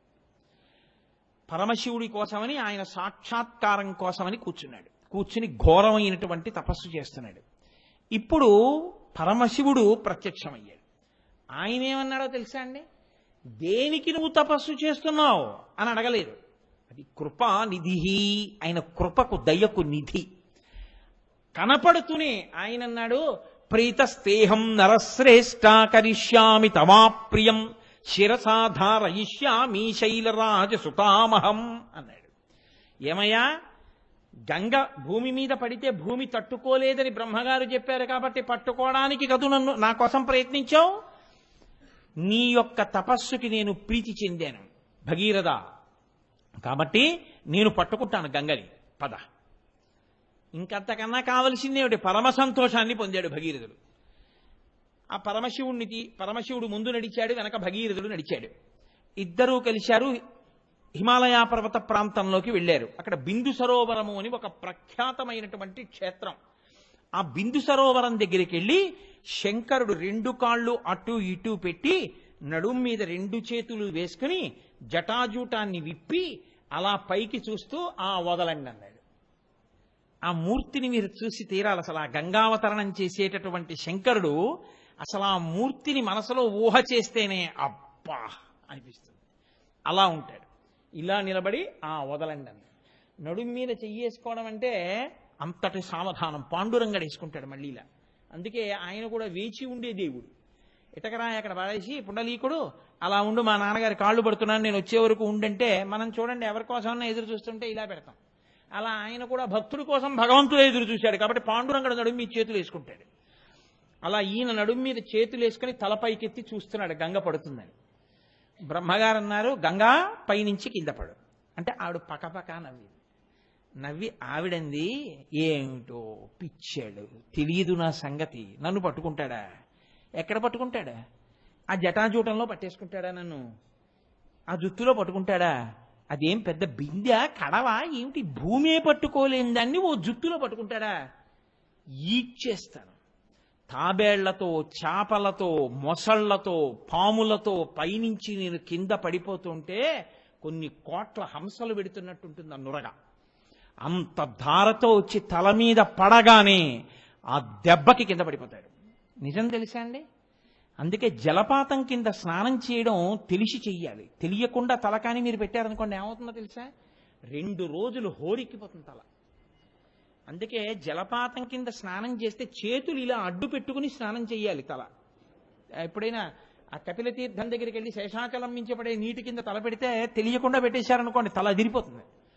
కాబట్టి తెలియదు పిచ్చేడికి. నించున్నాడు, ఈడ్చేస్తాను పాతాళానికి, ఏమిటో అనుకుంటున్నాడు. అంది ఆయనకి తెలియదండి. అందరి మనసులను తెలుసుకోగలిగిన వాడు కాబట్టి త్రినేత్రుడయ్యాడు ఆయన. ఓహో, ఎంత అహంకరిస్తోందిరా, నన్నే ఇచ్చేస్తానంటోందనుకున్నాడు. సాకథం చిన్మహీంగంతుం న శక్నోద్యత్నమాస్థిత నైవ నిర్గమనం లేభే జటామండలమోహిత అన్నారు మహర్షి. ఆయన పెద్ద జటాజూటాన్ని విప్పి నించున్నాడు. ఇంకా పైనుంచి గంగ ఏమి వేగం వచ్చి పడిపోయింది. అలా అంత గంగ పడుతూ ఉంటే పక్కన నీ మీద పడితే తట్టుకోలేవు ఆ వేగాన్ని. భగీరథ దూరంగా పర్వత శిఖరం మీద నించోమన్నాడు.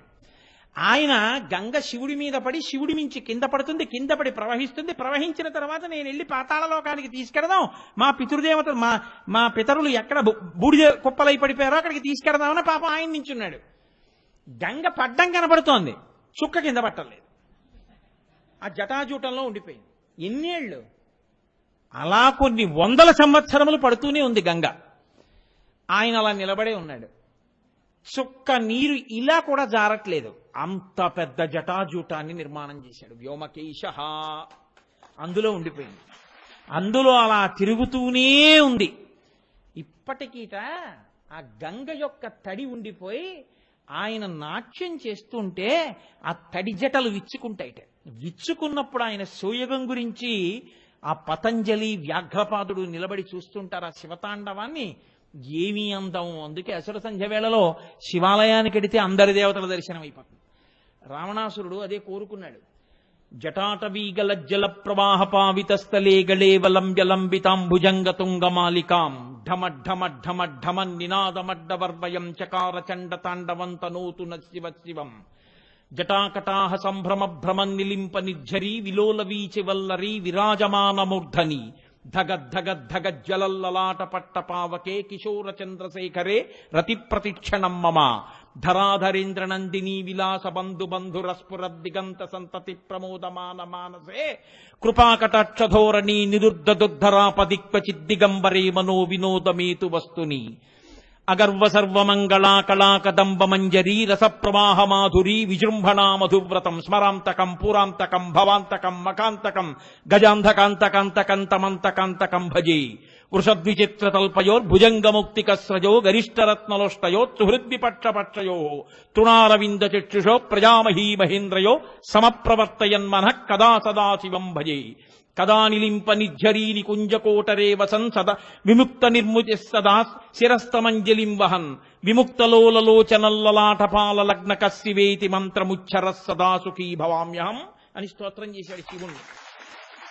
ఈశ్వరా, నువ్వు తాండవం చేస్తుంటే, నువ్వు గిర్ర గిర్ర గిర్ర గిర్ర తిరుగుతూ ఉంటే, ఆ లోపల ఉన్నటువంటి గంగ కూడా బిందెలో తిరిగినట్టు తిరుగుతూ ఉంటే, ఆ తుంపర్లు బయటపడుతుంటే, ఎర్రటి జటలు తడి జటలు విచ్చుకుని అటు ఇటు పడుతుంటే, నువ్వు గిర్ర గిర్ర తిరుగుతుంటే, ఆ భస్మ కింద రాలుతుంటే, పావులు కిందకి పడిపోకుండా పట్టుకుని బుసలు కొడుతూ కోరలు కనపడేటట్టు నోళ్లు విప్పి నిలబడితే, గట్టిగా నీ ఒంటికి చుట్టుకునుంటే, అమ్మవారు పక్కన లాస్యం చేస్తుంటే, మహావిష్ణువు మధ్యలు మోగిస్తుంటే, గణపతి కీర్తన చేస్తుంటే, నువ్వు ఆ కైలాస పర్వతం మీద అసుర సంధ్య వేళలో తాండవం చేస్తుండగా, నేను కాశీపట్టణంలో ఆ గంగానదిలో ఉన్నటువంటి ఒక సైకతం మీద ఒక పొదరింటిలో కూర్చుని 3 కన్నులు కలిగినటువంటి నిన్ను పంచాక్షరీ మహామంత్రంతో జపం చేసి ఆ తాండవం చేస్తున్నటువంటి పరమశివాని దర్శనాన్ని ఎప్పుడు పొందుతానో అని స్తోత్రం చేశాడు.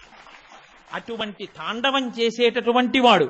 అందుకే ఆయన పేరు చెప్తే చాలు వెంటనే గంగా అంటారు. అలా గంగని పట్టి కొన్ని సంవత్సరములు ఉండిపోయాడు. అలా తిరుగుతోందంతే ఆవిడ.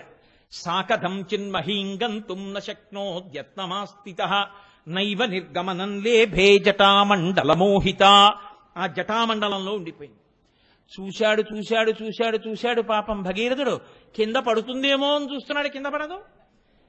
ఎప్పటికిరా బ్రహ్మగారి గురించి తపస్సు చేశాను, శివుడి గురించి తపస్సు చేశాను, తీరా గంగ పడ్డం మొదలెట్టింది, చుక్క కింద పడదు.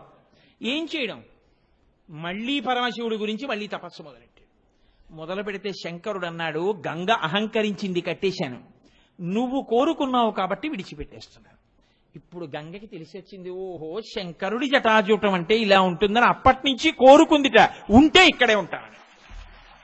మహానుభావుడి జటాజూటంలో పడ్డాను చాలని ఆయన విడిచిపెట్టాడు. సాకథం చిన్మహీంగంతుం వెంటనే గగనా శంకర స్థిత తతో ధరణిమాశ్రిత వ్యసర్పత జలం తత్ర తీవ్ర శబ్ద పురస్కృతం అంటారు. ఆ ఆకాశంలోంచి గంగ పెద్ద ధార కింద పడిపోతుంటే ఆ పక్కన పెద్ద పెద్ద నురగ తుంపర్లు లేచాయి. అప్పటికి ఎప్పటి నుంచో పడిపోతోందేమో, ఆ చుట్టుపక్కలంతా మంచులాగా పట్టేసింది. కొన్ని లక్షల హంసలు వచ్చి నిలబడితే ఎలా ఉంటుందో అంత తెల్లటి పొంగు నురుగు, అంత నీటితో ఆ జటాజూటం ఉంది. ఇంకా కొన్ని వేల సంవత్సరములు పడ్డా జటాజూటంలో పడతాడు ఆయన. అటువంటి గంగని ఇప్పుడు ఆయన ఒక్కసారి విడిచిపెట్టేశాడు. విడిచిపెట్టేసేటప్పటికి కుండలోంచి నీరు అన్ని పక్కల నుంచి పడిపోయినట్టు, అందులోంచి పడిపోయినటువంటి నీరు తూర్పు దిక్కుకి 3 ప్రవాహాలు వెళ్ళిపోయాయి. 3 పాయలు తూర్పు దిక్కుగా ప్రవహించి వెళ్ళిపోయాయి. నళిని, లాదిని, పాదిని. పశ్చిమ దిక్కుగా 3 పాయలు వెళ్ళిపోయాయి. అవే సుచక్షువు, సీత, సింధువు. 7వ పాయ భగీరథుడున్న వైపుకి వెళ్ళింది. ఇప్పుడిది దేవతలు చూశారట. ఒరే, ఇంతకు ముందు అన్నాడు చూడలేదు. ఏమి గంగావతరణం రా, ఆకాశగంగ పైనుంచి శివుడి మీద పడుతోంది. శివుడి జటాజూటంలోంచి ఆయన శరీరాన్ని తాకి హిమాలయాల మీద పడుతోంది. హిమాలయాల్లోంచి భూమి మీద పెడుతోంది. భూమి మీద ముందు భగీరథుడు వెడుతున్నాడు. భగీరథుడి రథం వెనక గంగ వెళ్ళిపోతోంది. యథా భగీరథో రాజా తతో గంగా యశస్విని జగామ సరితా శ్రేష్ఠ సర్వ పాప ప్రణాశిని. ఆ గంగ భగీరథుడి రథం వెనకాల వెడుతోంది.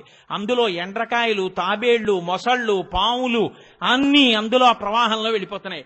అబ్బబ్బబ్బా, ఏమి గంగావతరణం, చూద్దాం రందని దేవతలు, యక్షులు, గంధర్వులు, కిన్నెరులు, కింపురుషులు, మహోరగాలు అన్నీ కూడా తమ తమ లోకాలన్నీ ఖాళీ చేసేసాయి. రథాలెక్కి, ఎవరి వాహనాలెక్కి వాళ్ళందరూ వచ్చేశారు. వచ్చేసి వాళ్ళందరూ ఆ గంగా ప్రవాహం భగీరథుడి రథం వెనకాల వెళ్ళిపోతుంటే చూద్దాం రండి అని అందరూ ఆ ప్రవాహం వెనకాల వెళ్ళిపోతున్నారు. మధ్యలు వాయించేవాళ్ళు మధ్యలు వాయిస్తున్నారు, నాట్యాలు చేసేవాళ్ళు నాట్యాలు చేస్తున్నారు. అంత పెద్ద ప్రవాహం పడిపోతుంటే తల పెడితే తల బద్దలైపోతుంది. కాబట్టి తత్ర దేవర్షి గంధర్వాహ వసుధా తలవాసినః భవాంగపతితంతో యం పవిత్రమితి పస్పృశు. పరమశివుడి యొక్క తలకి పరమశివుడి యొక్క ఒంటికి తగిలింది కాబట్టి ఇప్పుడు గంగకి పాపములు పోగొట్టగలిగిన శక్తి వచ్చింది. మహానుభావుడు, ఆయన ఒంటికి తగిలింది గంగ కాబట్టి ఇప్పుడు గంగకి శక్తి అని వాళ్ళు తల పెట్టలేక భవాంగపతితంతో యం పవిత్రమితి పస్పృశు ఆ గంగలో చేయిపెట్టి నీళ్లు తీసి ఇలా చల్లుకున్నారు. గంగ తల మీద పడగానే ఒక చుక్క వాళ్ళ పాపరాశులన్నీ ధ్వంసమైపోయి వెంటనే వాళ్ళు ఉత్తమమైన రథాలెక్కి మహాపాపాలు చేసుకున్న వాళ్ళు, శాపాల్లో ఉన్నవాళ్ళు అందరికీ విమోచనం అయిపోయి ఒక్కసారి వాళ్ళందరూ దివ్య రథాల్లో దేవలోకాలకు వెళ్ళిపోతున్నారు.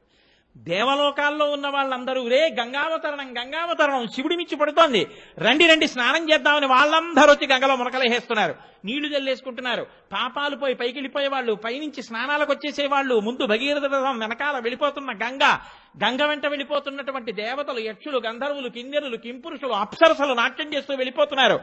ఇంతమంది ఆశ్చర్యం. మొత్తం 33 కోట్ల మంది దేవతలు ఆకాశంలో నిలబడి ఆ ప్రవాహం వెళ్లడం, భగీరథుడు వెళ్లడం చూస్తున్నారు. కొన్ని చోట్ల వంకరగా వెడుతోంది, కొన్ని చోట్ల నిలువుగా వెడుతోంది, కొన్ని చోట్ల పైకెక్కుతోంది, కొన్ని చోట్ల కింద పడుతోంది, ఒక చోట తన ప్రవాహాన్ని తానే ఢీకుంటోంది, ఒక చోట సుడిగుండం తిరుగుతోంది, ఒక చోట తుంపర్లు చిమ్ముతోంది. రంగతుంగత రంగ సంఘములతో రంజిల్లు ఘోషంబుతో బంగారంబగు పొంగుతో నురగతో పువ్వాట తుంపర్లతో భంగుల్ సల్పుతు జంఘలించుతన భోభాగము నుండి జారన్ గంగమ్మను దల్చితే శిరమునన్ రంజిల్లుతున్ శంకరా. మహానుభావుడు ఆ నురగతో తుంపర్లతో పడిపోతున్నటువంటి ఆ గంగని పట్టి 7 ప్రవాహాల కింద విడిచిపెడితే ఒక ప్రవాహం భగీరథుడి వెనకాల వెళ్ళిపోతుంటే అందరూ సంతోషంగా అనుగమిస్తున్నారు. అక్కడే జహ్ను మహర్షి తపస్సు చేస్తున్నారు. ఆయన యజ్ఞవాటాన్నంతటినీ ముంచెత్తేసింది గంగ. ఎప్పుడైతే తను చేస్తున్నటువంటి యజ్ఞవాటాన్ని ముంచెత్తిందో ఆయనకి కోపం వచ్చి, ఋషే కదండి, ఒక్కసారి దాన్ని అంతటినీ చేత్తో పట్టుకు తాగేశారు. ఇప్పటి వరకు కనపడినటువంటి అంత పెద్ద గంగా ప్రవాహం చుక్క నీరు లేకుండా మళ్ళీ మట్టి భూమి కనపడ్డాయి. అయ్యయ్యయ్యో, ఇదేం ఆశ్చర్యం రాజు, నువ్వు తాగేశాడు నీళ్ళన్నీ. పాపం ముందు పెడుతున్న భగీరథుడికి వెనకాల గంగ చప్పుడు వినపడలేదు, నీటి చప్పుడు, ప్రవాహం వేగం. ఇదేమిటని వెనక్కి తిరిగి చూశాడు, చుక్క నీళ్లు లేవు, ఎండిపోయింది. ఏమైపోయింది గంగ అన్నాడు. జహ్ను మహర్షి యజ్ఞకవాటాన్ని ముంచెత్తింది, కోపం వచ్చి ఆయన తాగేశాడు అన్నారు. ఇది భగీరథ ప్రయత్నం అంటే. ఆయన మళ్ళీ వచ్చి ఆయన కాళ్ళ మీద పడ్డాడు. అయ్యో మా పితరులని రక్షించుకోవడానికి తీసుకెడుతున్నానయ్యా, ప్రవాహం అన్న తర్వాత ముంచెత్తడం దాని లక్షణం, నీ జోలికి రాకుండా ఉండవలసింది, కానీ మాకేం తెలుసు, మన్నించి విడిచిపెట్టమన్నాడు. దేవతలందరూ వచ్చి ప్రార్థించారు. పాపం ఎంత కష్టపడ్డాడు, 1 రోజా 2 రోజులా, ఎంత కష్టపడి తెచ్చుకున్నాడు, విడిచిపెట్టేవయ్యా అన్నారు. అంటే ఆయన అన్నాడు, తాగేశాను కదా ఆ గంగని, కాబట్టి కుడి చెవిలోంచి వదిలేస్తానన్నాడు.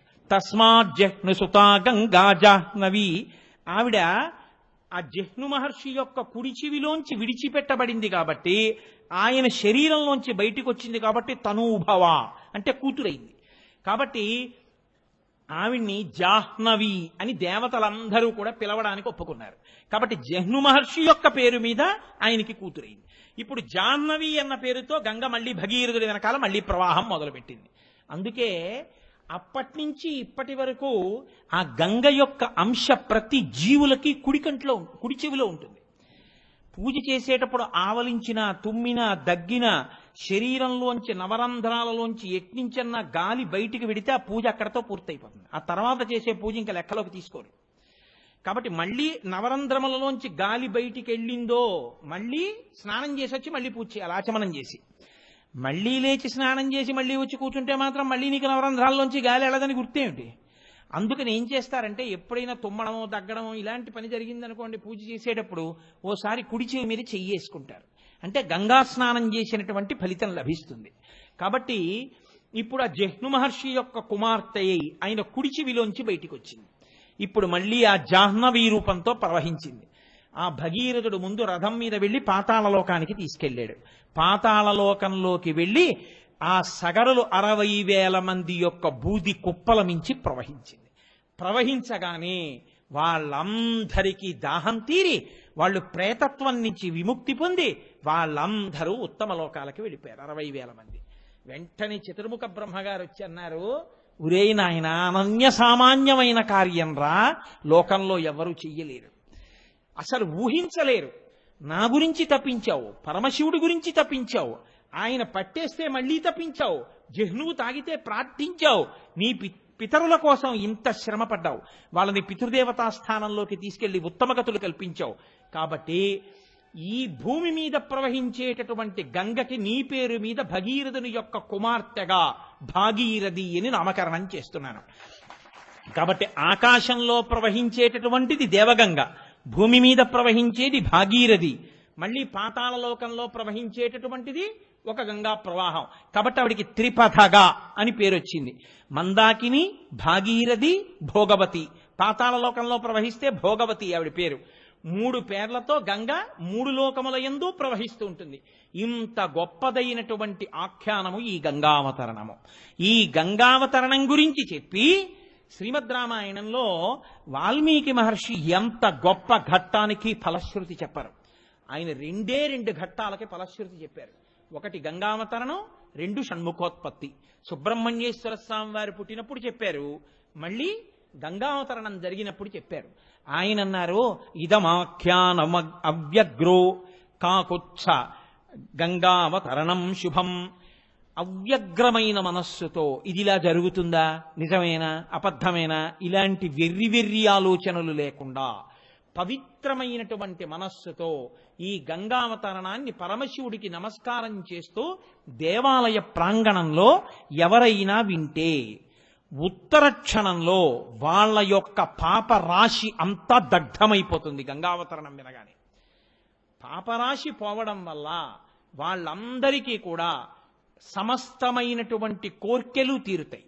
కోర్కెలు తీరడంతో పాటుగా దీర్ఘాయుర్దాయము, కీర్తి కలిగగలిగినటువంటి రీతిలో వాళ్ళ జీవితము మలచబడుతుంది.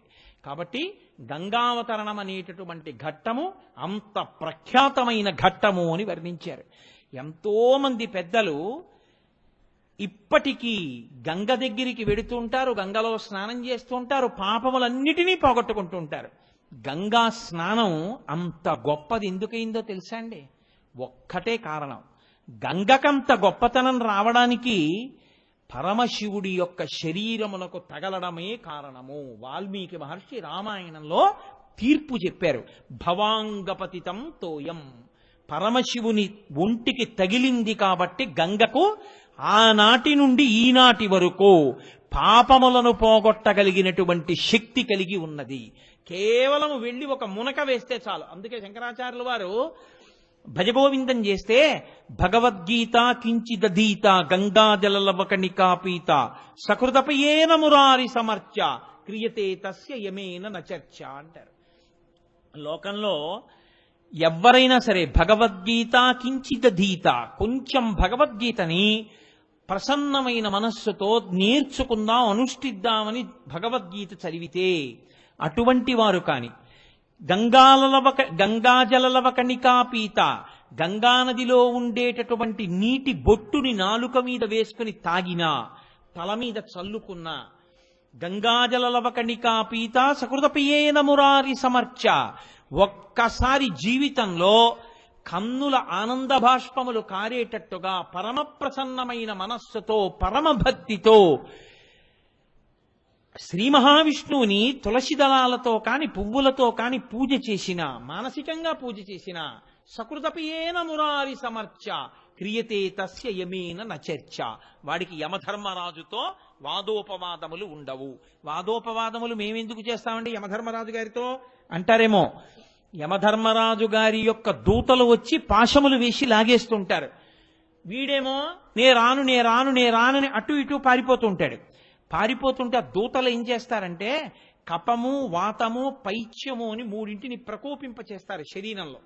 ఈ పైత్యం చేత సంధి కలుగుతుంది. అంటే ఏమిటో మాట్లాడుతుంటాడు, ఏవో గుర్తొస్తాయి, అవన్నీ ఇప్పుడు చేస్తున్నాను అనుకుని సంధి ప్రలాపం అంటారు. ఏవేవో అరుస్తూ ఉంటాడు, ఏవో మాట్లాడతాడు. అప్పుడు తన దృష్టి దేని మీద ఎప్పుడో చేసిన పనేదో గుర్తొస్తుంది, దాన్ని అరుస్తూ ఉంటాడు. ఆ కపము, వాతము నొక్కేస్తుంటాయి జీవుణ్ణి. ఆ ప్రాణం ఎటు వెళ్ళలేక వాటి మధ్యలోకి వెళ్ళిపోతుంది. వెళ్ళిపోయిన తర్వాత అప్పుడు పాశం వేసి దాన్ని ఉగ్గడించేస్తారు. అటువంటి స్థితిలో ఇక మనసు నిలబడదు, బుద్ధి పనిచేయదు. తానేదైనా మాట్లాడదాం అనుకున్నా, చెప్దామన్నా ఇక చెప్పగలిగిన ప్రజ్ఞ ఉండదు. ఎవరో మహానుభావులైనటువంటి వారికైతే, ఎప్పుడూ భగవంతుణ్ణే పట్టుకున్న వాళ్ళైతే, అటువంటి వాళ్ళకి మనసు చాంచల్యమును పొందినప్పుడు కూడా ఈశ్వర సంబంధమైన నామమే వస్తుంది. మహానుభావుడు అప్పయ్య దీక్షితర్ వారిని, ఆయన ఒకానొకప్పుడు పిచ్చి కలిగేటటువంటి మందు తాగారు. శిష్యుల్ని పిలిచి, ఒరే నేను పిచ్చొచ్చే మందు తాగుతున్నాను, దీనివల్ల నాకు 1 గంట సేపు పిచ్చి వస్తుంది. 1 గంట సేపు పిచ్చొచ్చినప్పుడు మీరు తలుపులు వేసి బయట గొళ్ళెం పెట్టేయండి. ఈ పిచ్చిలో నేను ఏమరుస్తున్నానో ఓ కాగితం మీద రాయండి. గురువుగారు కదా ఏమైనా అనుకుంటారేమో అని చూడకండి. నా మనసుకి స్థిమితం లేనప్పుడు, నా మనసు స్వస్థత తప్పిపోయినప్పుడు భగవంతుడి గురించి అరవగలిగితే నా మనసు భగవంతుణ్ణి అప్పుడు కూడా పట్టుకోగలదు అని నమ్మకం. ఇతర విషయాలు ఏమైనా అరిస్తే నా మనసు భగవంతుణ్ణి పట్టుకోవడంలో కృతకృత్యం కాలేదు అని గుర్తు. కాబట్టి నేను ఈ 1 గంట సేపు ఈ పిచ్చెక్కే మందు తాగి ఏం మాట్లాడతానో మీరు వినండ్రా అని కిటికీ దగ్గర కూర్చోబెట్టారు. ఓ 1 గంట సేపు మహానుభావుడు ఏదో అలా మాట్లాడుతూనే ఉన్నారు. 1 గంట అయిపోయిందా, ఆయన పిచ్చి తగ్గిపోయిన తర్వాత తలుపులు తీశారు. గొళ్ళెం తీసి తలుపులు తీసి, గురువుగారు బయటికి రండి అన్నారు. నేను ఏం మాట్లాడానరా ఈ 1 గంట అన్నారు. ఇదిగో గురువుగారు మీరు చదివినటువంటి శ్లోకాలు ఇవి అని చూపించారు. ఉన్మత్త శతకము అంటారు. ఉన్మత్త అంటే పిచ్చి. ఆయన మనసు స్వస్థతలో లేనప్పుడు ఆయన పరమశివుడు గురించి చేసినటువంటి ఆ స్తోత్రం అత్యద్భుతమైనటువంటి స్తోత్రమై లోకంలో విరాజిల్లింది. అంటే మహాపురుషులైనటువంటి వారు వినా అందరికీ అలా భగవంతుణ్ణి పట్టుకోవడం సాధ్యం కాదు. మరణ సమయంలో కపవాత పైత్యముల్ కప్పగాశ్రమ చేత కంపముద్భవ మంది కష్టపడుచు నారాయణాయంచు నా జిహ్వతో నిన్ను పిలుతునో శ్రమచేత పిలువలేను నాటికిపుడి నీనామస్మరణ చేతు చివినిడవయ్య భూషణ వికాస శ్రీధర్మ పురనివాస దుష్ట సంహార నరసింహ దురిత దూర అని ప్రార్థిస్తాడు నరసింహ శతక కర్త. ఒంట్లో ఓపికండగానే చెప్తాను, ఈశ్వర చెవి ఒగ్గి విను, వీడు పలికాడు భగవన్నామని గుర్తు పెట్టుకో, అప్పుడు చెప్పగలనో చెప్పలేనో అంటాడు. కాబట్టి భగవద్గీత కించిదధీత గంగాజలలవకణికాపీత సకృతపియేన మురారి సమర్చ క్రియతే తస్య యమేన నచర్చ. యమధర్మరాజు గారి భటులు రావడం, పాశాలు వేయడం, రా అనడం, నే రానండం, గొడవ పడ్డం, ఆఖరికి లాగేయడం ఇవేముండవు. ఎవరు గంగానది గురించి వింటారో, గంగానది గురించి చదువుతారో, ప్రత్యేకించి గంగావతరణం వింటారో, అందున కార్తీక మాసంలో సోమవారం నాడు ప్రదోష వేళలో విష్ణువాలయంలో కూర్చుని గంగావతరణం వినడం అంటే కొన్ని కోట్ల కోట్ల కోట్ల జన్మల తర్వాత శివానుగ్రహంతో కలిగినటువంటి అదృష్టం. అది సామాన్యమైన విషయం ఏం కాదు. మనకి తెల్లవారి లేస్తే కావ్యాలు పురాణాలు అన్నీ ఆ మాట చెప్తున్నాయి. అంత పరమపావనమైనటువంటి గంగ. పరీక్షిత్ అంతటి వాడు ప్రార్థన చేశాడు, అమ్మాయని పిలిచిన నరు పొమ్మాయని ముక్తి గడకు బుద్ధువట, లిమాని రూపముతో రమ్మానాకెదురంగ గంగ రమ్య తరంగా అని అడిగాడు. గంగమ్మ దగ్గరికి వెళ్ళి అమ్మా అంటే చాలు, ఆవిడ వెంటనే లేచొచ్చి పొమ్మా అని ముక్తి కడకు బుద్ధువట, పోరా అని మోక్షాన్ని ఇస్తుంది. పొమ్మాయని ముక్తి కడకు బుద్ధువట, లిమ్మా నీ రూపముతో రమ్మా నాకెదురంగ గంగ రమ్య తరంగా అంటాడు. రమ్యమైన తరంగములతో ఉన్న ఓ గంగమ్మ లేచి నాకెదురు రావా అని అడుగుతాడు. అందున కాశీగంగ కాశీగంగే, హరిద్వార్లోనూ గంగే, మిగిలిన చోట్ల గంగే. కానీ గంగకి కాశీలో అంత గొప్పతనం ఎందుకో తెలుసా అండి? అక్కడ వరకు దక్షిణ దిక్కుకు వచ్చి అక్కడ ఉత్తర దిక్కుకు తిరుగుతుంది గంగ. అందుకే కాశీగంగ కాశీగంగ అంటారు. మిగిలిన చోట్ల గంగ గంగ కాదేమిటి? కాశీ వరకు దక్షిణానికి వచ్చి కాశీలో ఉత్తరానికి తిరుగుతుంది.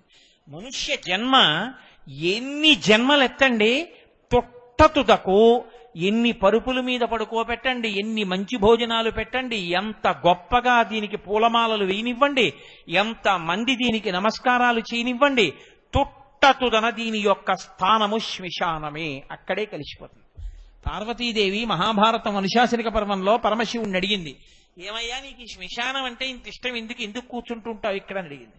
అడిగితే ఆయన అన్నాడు, పార్వతీ, లోకంలో నువ్వు ఎక్కడికి వెళ్ళి చూడు, అది కుక్క, నే మనిషి, అది పిల్లి, ఇది కుక్క, అది పక్షి, ఇది పాము, ప్రతి వాళ్ళు ఉపాధి చూపించుకుని ఇది నేనని అహంకరించేవాళ్లే. ఒక చీమ కూడా నే చీమని కరుస్తానని అహంకరిస్తుంది. అందరి అహంకారాలు పోయి అందరూ వాళ్ళ వాళ్ళ అహంకార స్థానమైన శరీరములను విడిచిపెట్టేసి, వాళ్ళ ఐశ్వర్యాలు విడిచిపెట్టేసి, వాళ్ళందరినీ విడిచిపెట్టేసి, ఇంకా అహంకరించడానికంటూ ఏమీ లేకుండా అందరూ ఒక్కటిగా వచ్చి కూర్చునే ప్రదేశం ఇది ఒక్కటే.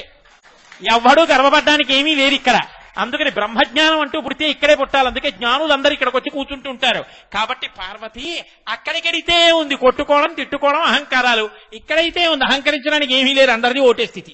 కుక్కలో జీవుడు, పిల్లిలో జీవుడు, పాములో జీవుడు, తొండలో జీవుడు, మనిషిలో జీవుడు, పరిపాలకుడిలో జీవుడు, పరిపాలింపబడిన వాడి జీవుడు, అందరి జీవుళ్ళు ఒకటిగా వచ్చి జీవులే ఉంటారు ఇక్కడంతే. అన్ని అహంకరించిన కాయములన్నీ కాష్టముల యందు కాలిపోతాయి. కాబట్టి సమానత్వమునకు వేదిక శ్మశానము. అందుకని ఇక్కడ కూర్చుని ఎరా ఇప్పుడు బుద్ధి వచ్చిందా అని చూస్తుంటా. ఇలా అన్నావే, అది ఏమైందిరా చూస్తున్నావా? ఈ బుద్ధి ముందుంటే మీ నాన్నగారిని తీసుకొచ్చావు, తాతగారిని తీసుకొచ్చావు, మామగారిని తీసుకొచ్చావు, ఈ బుద్ధి పెట్టుకుని ఉంటే ఇక్కడికి రాకుండా నేను నిన్ను వచ్చి పొందేవాడిని కదరా, చూసావా అని పాఠం చెప్తుంటాను. పార్వతి, అందరి అహంకారాలు పోయేస్తాను. అప్పుడు వాళ్ళని చూస్తే ఎంత గమ్మత్తుగా ఉంటుందో తెలుసా? అందుకు కూర్చుంటాను అక్కడ. పరమశివుడు అంటే అంతటి మహాజ్ఞాని, అంతటి మహానుభావుడు. కాబట్టి ఆ గంగావతరణ ఘట్టము అంత గొప్పది. గంగ ప్రవహిస్తుంది. గంగ నిలబడిపోయింది అనుకోండి, ఉపయోగం లేదు. గంగ ప్రవహించి వెళ్ళిపోతుంది. ఇంతకీ నేను ఎక్కడ మొదలు పెట్టాను? ఏ జన్మలో ఉండండి, ఏ శరీరంలో ఉండండి, అన్ని శరీరాలు దక్షిణ దిక్కుకు వెళ్ళిపోతాయి. ఎందుకంటే దక్షిణ దిక్కు యమస్థానం. అందరూ యమధర్మరాజు గారి యొక్క పాశములకు పడిపోయేవారే. ఎవ్వరో కోట్ల కోట్ల కోట్ల కోట్ల మందిలో ఒక్కడు మాత్రమే ఉత్తరాభిముఖుడు అవుతాడు, దక్షిణానికి వెళ్లకుండా. ఉత్తర దిక్కునే ఉంటుంది, కైలాస పర్వతం ఉంటుంది. కైలాస పర్వతం మీద ఎవరుంటారు? మృత్యుంజయుడు ఉంటాడు. మృత్యువుని కాలుతో తన్ని మృత్యువుని శాసించగలిగిన వాడు ఉంటాడు. ఇంకా మళ్లీ పుట్టవలసిన అవసరం లేకుండా జనన మరణ చక్రము నుంచి పైకి రావాలి అంటే శివుడి యొక్క జ్ఞానమును పొందినవాడు, శివానుగ్రహమును పొందినవాడెవడో వాడే పునరావృత్తి రహిత శాశ్వత శివ సాయుధ్య స్థితిని పొందుతాడు. కాబట్టి దక్షిణ దిక్కుకి వెళ్లకుండా ఉత్తరానికి తిరిగిన గంగ కాశీలో ఉంది. కాబట్టి కాశీ గంగ అంత గొప్పది. అందుకని కాశీ వెళ్ళా గంగలో స్నానం చేశా, కాశీ వెళ్ళా గంగలో స్నానం చేశా అంటారు. మిగిలిన చోట్ల గంగ గంగ కాదేమిటి? అది గంగే. మీరు చూడండి, గంగ యొక్క పవిత్రత అంటే ఎంత గొప్పదో తెలుసా అండి? మనం కలశపాత్ర పెడతాం, కలశపాత్రలో నీటిని తీసుకెళ్లి ఈశ్వరుడికి అభిషేకం చెయ్యం, నైవేద్యానికి ఉపయోగించాం. గంగే చ యమునే చైవ గోదావరి సరస్వతి నర్మదే సింధు కావేరి యోజలేస్మిన్ సన్నిధిం కురు అంటాం. అసలు ఇంకా విచిత్రం ఏమిటో తెలుసా? శ్రీనాథుడు భీమఖండం చేస్తూ ఒక మాట చెప్తాడు, పరమశివుడికి 4 భార్యలని. అందరూ పార్వతీదేవి అనుకుంటారు. నిజంగా అంటే మా స్వామికి 4 భార్యలు అనుకునేరు, ఆయనకు ఒక్కతే భార్య గౌరి. కానీ భార్య పట్ల ఎంత ప్రేమో, భార్యని ఎంత నెత్తి మీద పెట్టుకుంటాడో అలా 4 స్థానములంటే ఆయనకి అపారమైనటువంటి ప్రీతిట. అందుకని 4 భార్యతో సమానమైన స్థానములు పొందారన్నాడు శ్రీనాథుడు. 1 గౌరి, 2 గంగ. గౌరి యొక్కతే మరియు గంగ యొక్కతే, కాశీ యొక్కతే, దక్షిణ కాశీ యొక్కటే. ఆయనకి గంగ అంత ఇష్టం, అందుకని గంగని తల మీద పెట్టుకుంటాడు. అందుకని గంగ భార్యాస్థానముతో సమానత్వాన్ని పొందింది తప్ప భార్య అని కాదు. పరమశివుడు ఎప్పుడూ పాణిగ్రహణం చేయలేదు, భరించాడు కాబట్టి, అంత ప్రీతితో ధరించాడు కాబట్టి గంగ భార్యాస్థానముగా చెప్పబడుతుంది అంతే. 3వది ఆయన భార్యతో సమానమైనది కాశీ యొక్కతే. కాశీ పట్టణం అంటే ఆయనకు అంత ప్రీతి. దక్షిణ కాశీ యొక్కటే. దక్షిణ కాశీ దక్షారామం, ద్రాక్షారామం. ద్రాక్షారామం మామిడి పళ్ళరామం కాదు, అది దక్షారామం. దక్ష ప్రజాపతి ఉన్న ఊరు కాబట్టి దక్షారామం అంటే పరమేశ్వరుడికి అంత ఇష్టంట. అందుకే ఏ వ్యాస భగవానుణ్ణి కాశీపట్టణంలో తిరస్కరించాడో ఆ వ్యాస భగవానుణ్ణే తొడ మీద కూర్చోపెట్టుకుని కౌగలించుకుని నెత్తి మీద పెట్టుకున్నాడు దక్షారామంలో. ఆ వ్యాసుడు ఇక్కడ శివదర్శనాన్ని పొంది ఆనంద తాండవం చేసేశాడు. ఆ సంతోషపడిపోయి తాండవం చేస్తున్న వ్యాసుని మూర్తి ఇప్పటికీ దక్షారామ దేవాలయంలో ఒక స్తంభంలో ఉంటుంది. అంత గొప్ప క్షేత్రం దక్షారామం. అటువంటి మహానుభావుడు. గంగానది యొక్క స్థితి అంటే అటువంటిది. ఆ గంగ ప్రవాహము తానే వెళ్లి పాపులనందరినీ కూడా పుణ్యాత్ములుగా మారుస్తూ ఉంటుంది. అంత పరమపావనమైనటువంటి గంగ ప్రవహించడమే ఆయన జ్ఞానగంగాధరుడు కూడా. జ్ఞానము ఒక చోట ఉండిపోయిందనుకోండి, లోకమునకు పనికిరాదు. తన జ్ఞానమునందు, తన యొక్క పాండిత్యమునందు తనకి మోహం ఉందనుకోండి, నాకు తెలుసు నేను ఎందుకు చెప్పాలి అన్నాడు అనుకోండి, అది ఇంకెవరికి పనికిరాదు. తాను నేర్చుకున్నది ఏ విధమైనటువంటి స్వార్థ ప్రయోజనాన్ని ఆశించకుండా చెప్పడమే ధర్మంగా చెప్పేయగలిగినటువంటి ప్రజ్ఞ.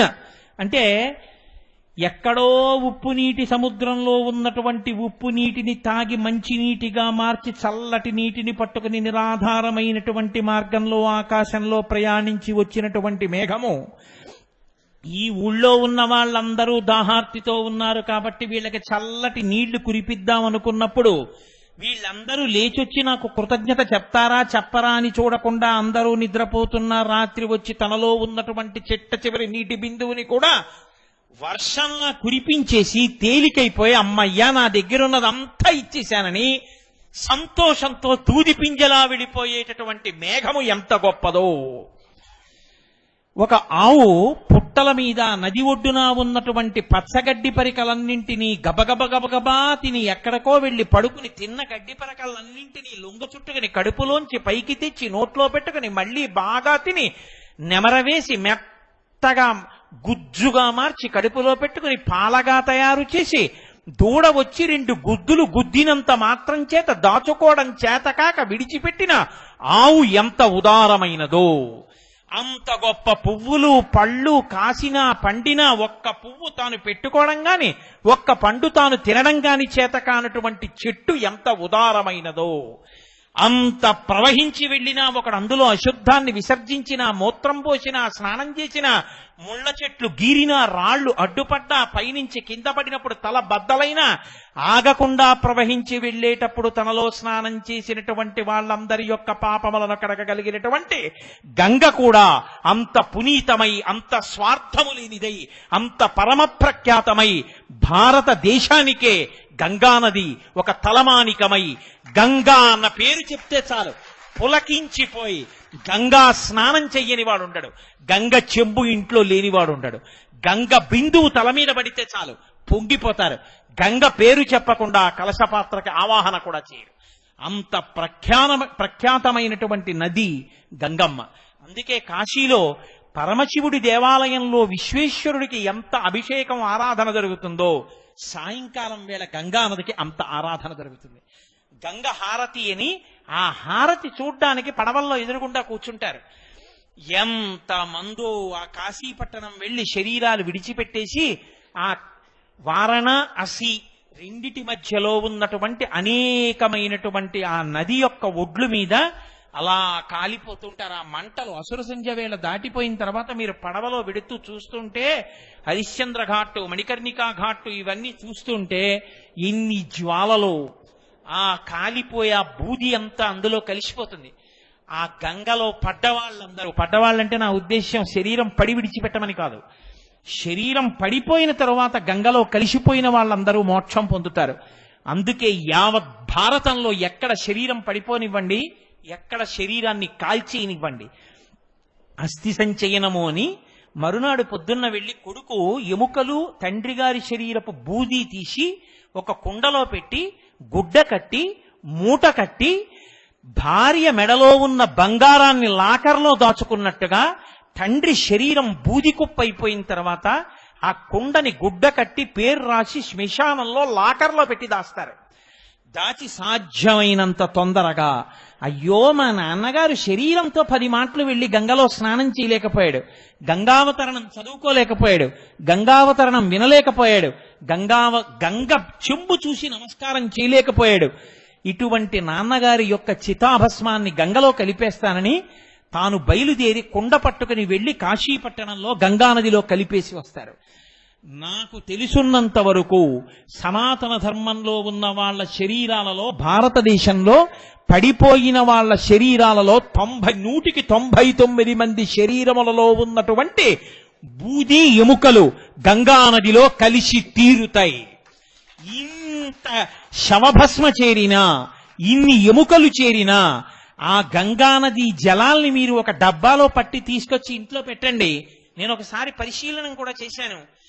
ఎన్ని నెలలు ఉన్న తర్వాత అయినా గంగని ఒక పాత్రలో పోసి చూడండి, కొంచెం బూజు పట్టడం కాని, నలకలు కాని, పురుగులు పట్టడం కాని ఏమీ ఉండదు. ఎక్కడిది గంగకి ఆ పవిత్రత? ఎక్కడి నుంచి వచ్చింది శక్తి ఆ గంగకి? ఇప్పటికీ దేశ విదేశాల నుంచి ఎందరో కాశీపట్టణానికి వచ్చి ఆ గంగలో స్నానం చేస్తుంటారు. గంగ భారతదేశపు సంస్కృతి సాంప్రదాయాల వారసత్వానికి చిహ్నం. భారతదేశంలో సనాతన ధర్మం మీద భక్తులకు ఉన్న పూనికకి గంగమ్మ చిహ్నం. మనకి నదులలో గంగమ్మ మీద ఉన్నంత భక్తి ఇంకా ఏ నది మీద ఉండదు. గోదావరమ్మ అనం, లేకపోతే నర్మదమ్మ అనం, గంగమ్మ అంటాం. అమ్మవారిని పార్వతమ్మ, లక్ష్మమ్మ అన్నట్టే నదులలో గంగని మాత్రం గంగమ్మ అంటాం. గంగమ్మ అని పేరు పెట్టుకుంటాం. గంగానమ్మ జాతర అని జాతర చేస్తాం. గంగ ఈ జాతి జీవనాడిలో కలిసిపోయింది. గంగ ఒకటి, సనాతన ధర్మం ఒకటి కాదు. సనాతన ధర్మమే గంగ, గంగయే సనాతన ధర్మం. అంత గొప్ప నది. ఆ నదికంత శక్తి రావడానికి కారణం మా స్వామి పరమేశ్వరుడు యొక్క శరీరమునకు తగిలి కింద పడ్డాం. అందుకని ఆయన గంగాధర అన్న నామాన్ని పొందాడు. ఆయనే జ్ఞానగంగాధరుడై లోకమునకంతటికి జ్ఞానాన్ని కూడా పంచిపెడుతూ ఉంటాడు. అంటే ఆయన నుండే మొట్టమొదట ఆయన గురువుగా కూర్చుని లోకమునకు మొట్టమొదట విజ్ఞానాన్ని నేర్పడం మొదలుపెట్టాడు. అక్కడి నుంచి ఆ గురు పరంపర అలా కొనసాగుతూ వెళ్ళింది. అందుకే ఇప్పటికీ పూజలో కూర్చుంటే సదాశివ సమారంభాం శంకరాచార్య మధ్యమాం అస్మదాచార్య పర్యంతాం వందే గురు పరంపరాం అని పరమశివుడు దక్షిణామూర్తిగా కూర్చుని మౌనంతో జ్ఞాన ప్రకటనం చేసి జ్ఞానబోధ చెయ్యడం దగ్గర మొదలుపెట్టి ఆది గురువుగా కూర్చున్నటువంటి సదాశివుడు, మధ్యలో ఉన్నటువంటి శంకర భగవత్పాదులు ఈనాటి వరకు ఈ 4 మాటలు చెప్పుకోగలిగాను అంటే దానికి కారణమైనటువంటి అస్మద్గురువరేణ్యులైనటువంటి బ్రహ్మశ్రీ మల్లంపల్లి అమరేశ్వర ప్రసాద్ శర్మ గారి వరకు మా గురు పరంపరకంతటికీ కూడా నమస్కారం అని గురువు గారికి నమస్కారం చేసి కూర్చుంటాం. పూర్తి చేస్తే మంగళాశాసన పరై మదాచార్య పురోగమై మా గురు పరంపరకు మంగళమగుగాక. కాబట్టి ఆ గురు పరంపర జ్ఞానాన్ని ఎప్పుడూ ఇస్తూ ఉంటుంది, పాపములు పోగొడుతుంది, పవిత్రతనిస్తుంది. ఆయన బాహ్యమునందు గంగాధరుడు, ఆంతరమనందు జ్ఞానగంగాధరుడు. ఇన్నిటిని ధరించినటువంటి మహానుభావుడు నా తండ్రి శంకరుడు. కాబట్టి ఆయనకి గంగాధర, వ్యోమకేశ, కృపానిధి, జటాధరుడు, ఇన్ని బిరుదు నామాలు, ఇన్ని నామాలు వచ్చాయి. కాబట్టి ఒక 5 నామాలతో దండ కట్టాను ఇవాళ. మీ అందరూ సంతోషంగా ఇవాళ గంగావతరణం విన్నారు. కాబట్టి నేను ఇంకొక నామాన్ని ఇవాళ ముట్టుకోను, చాలు. నేను నిజం చెప్తున్నాను, మీరు నమ్మండి, త్రికరణ శుద్ధిగా చెప్తున్నాను.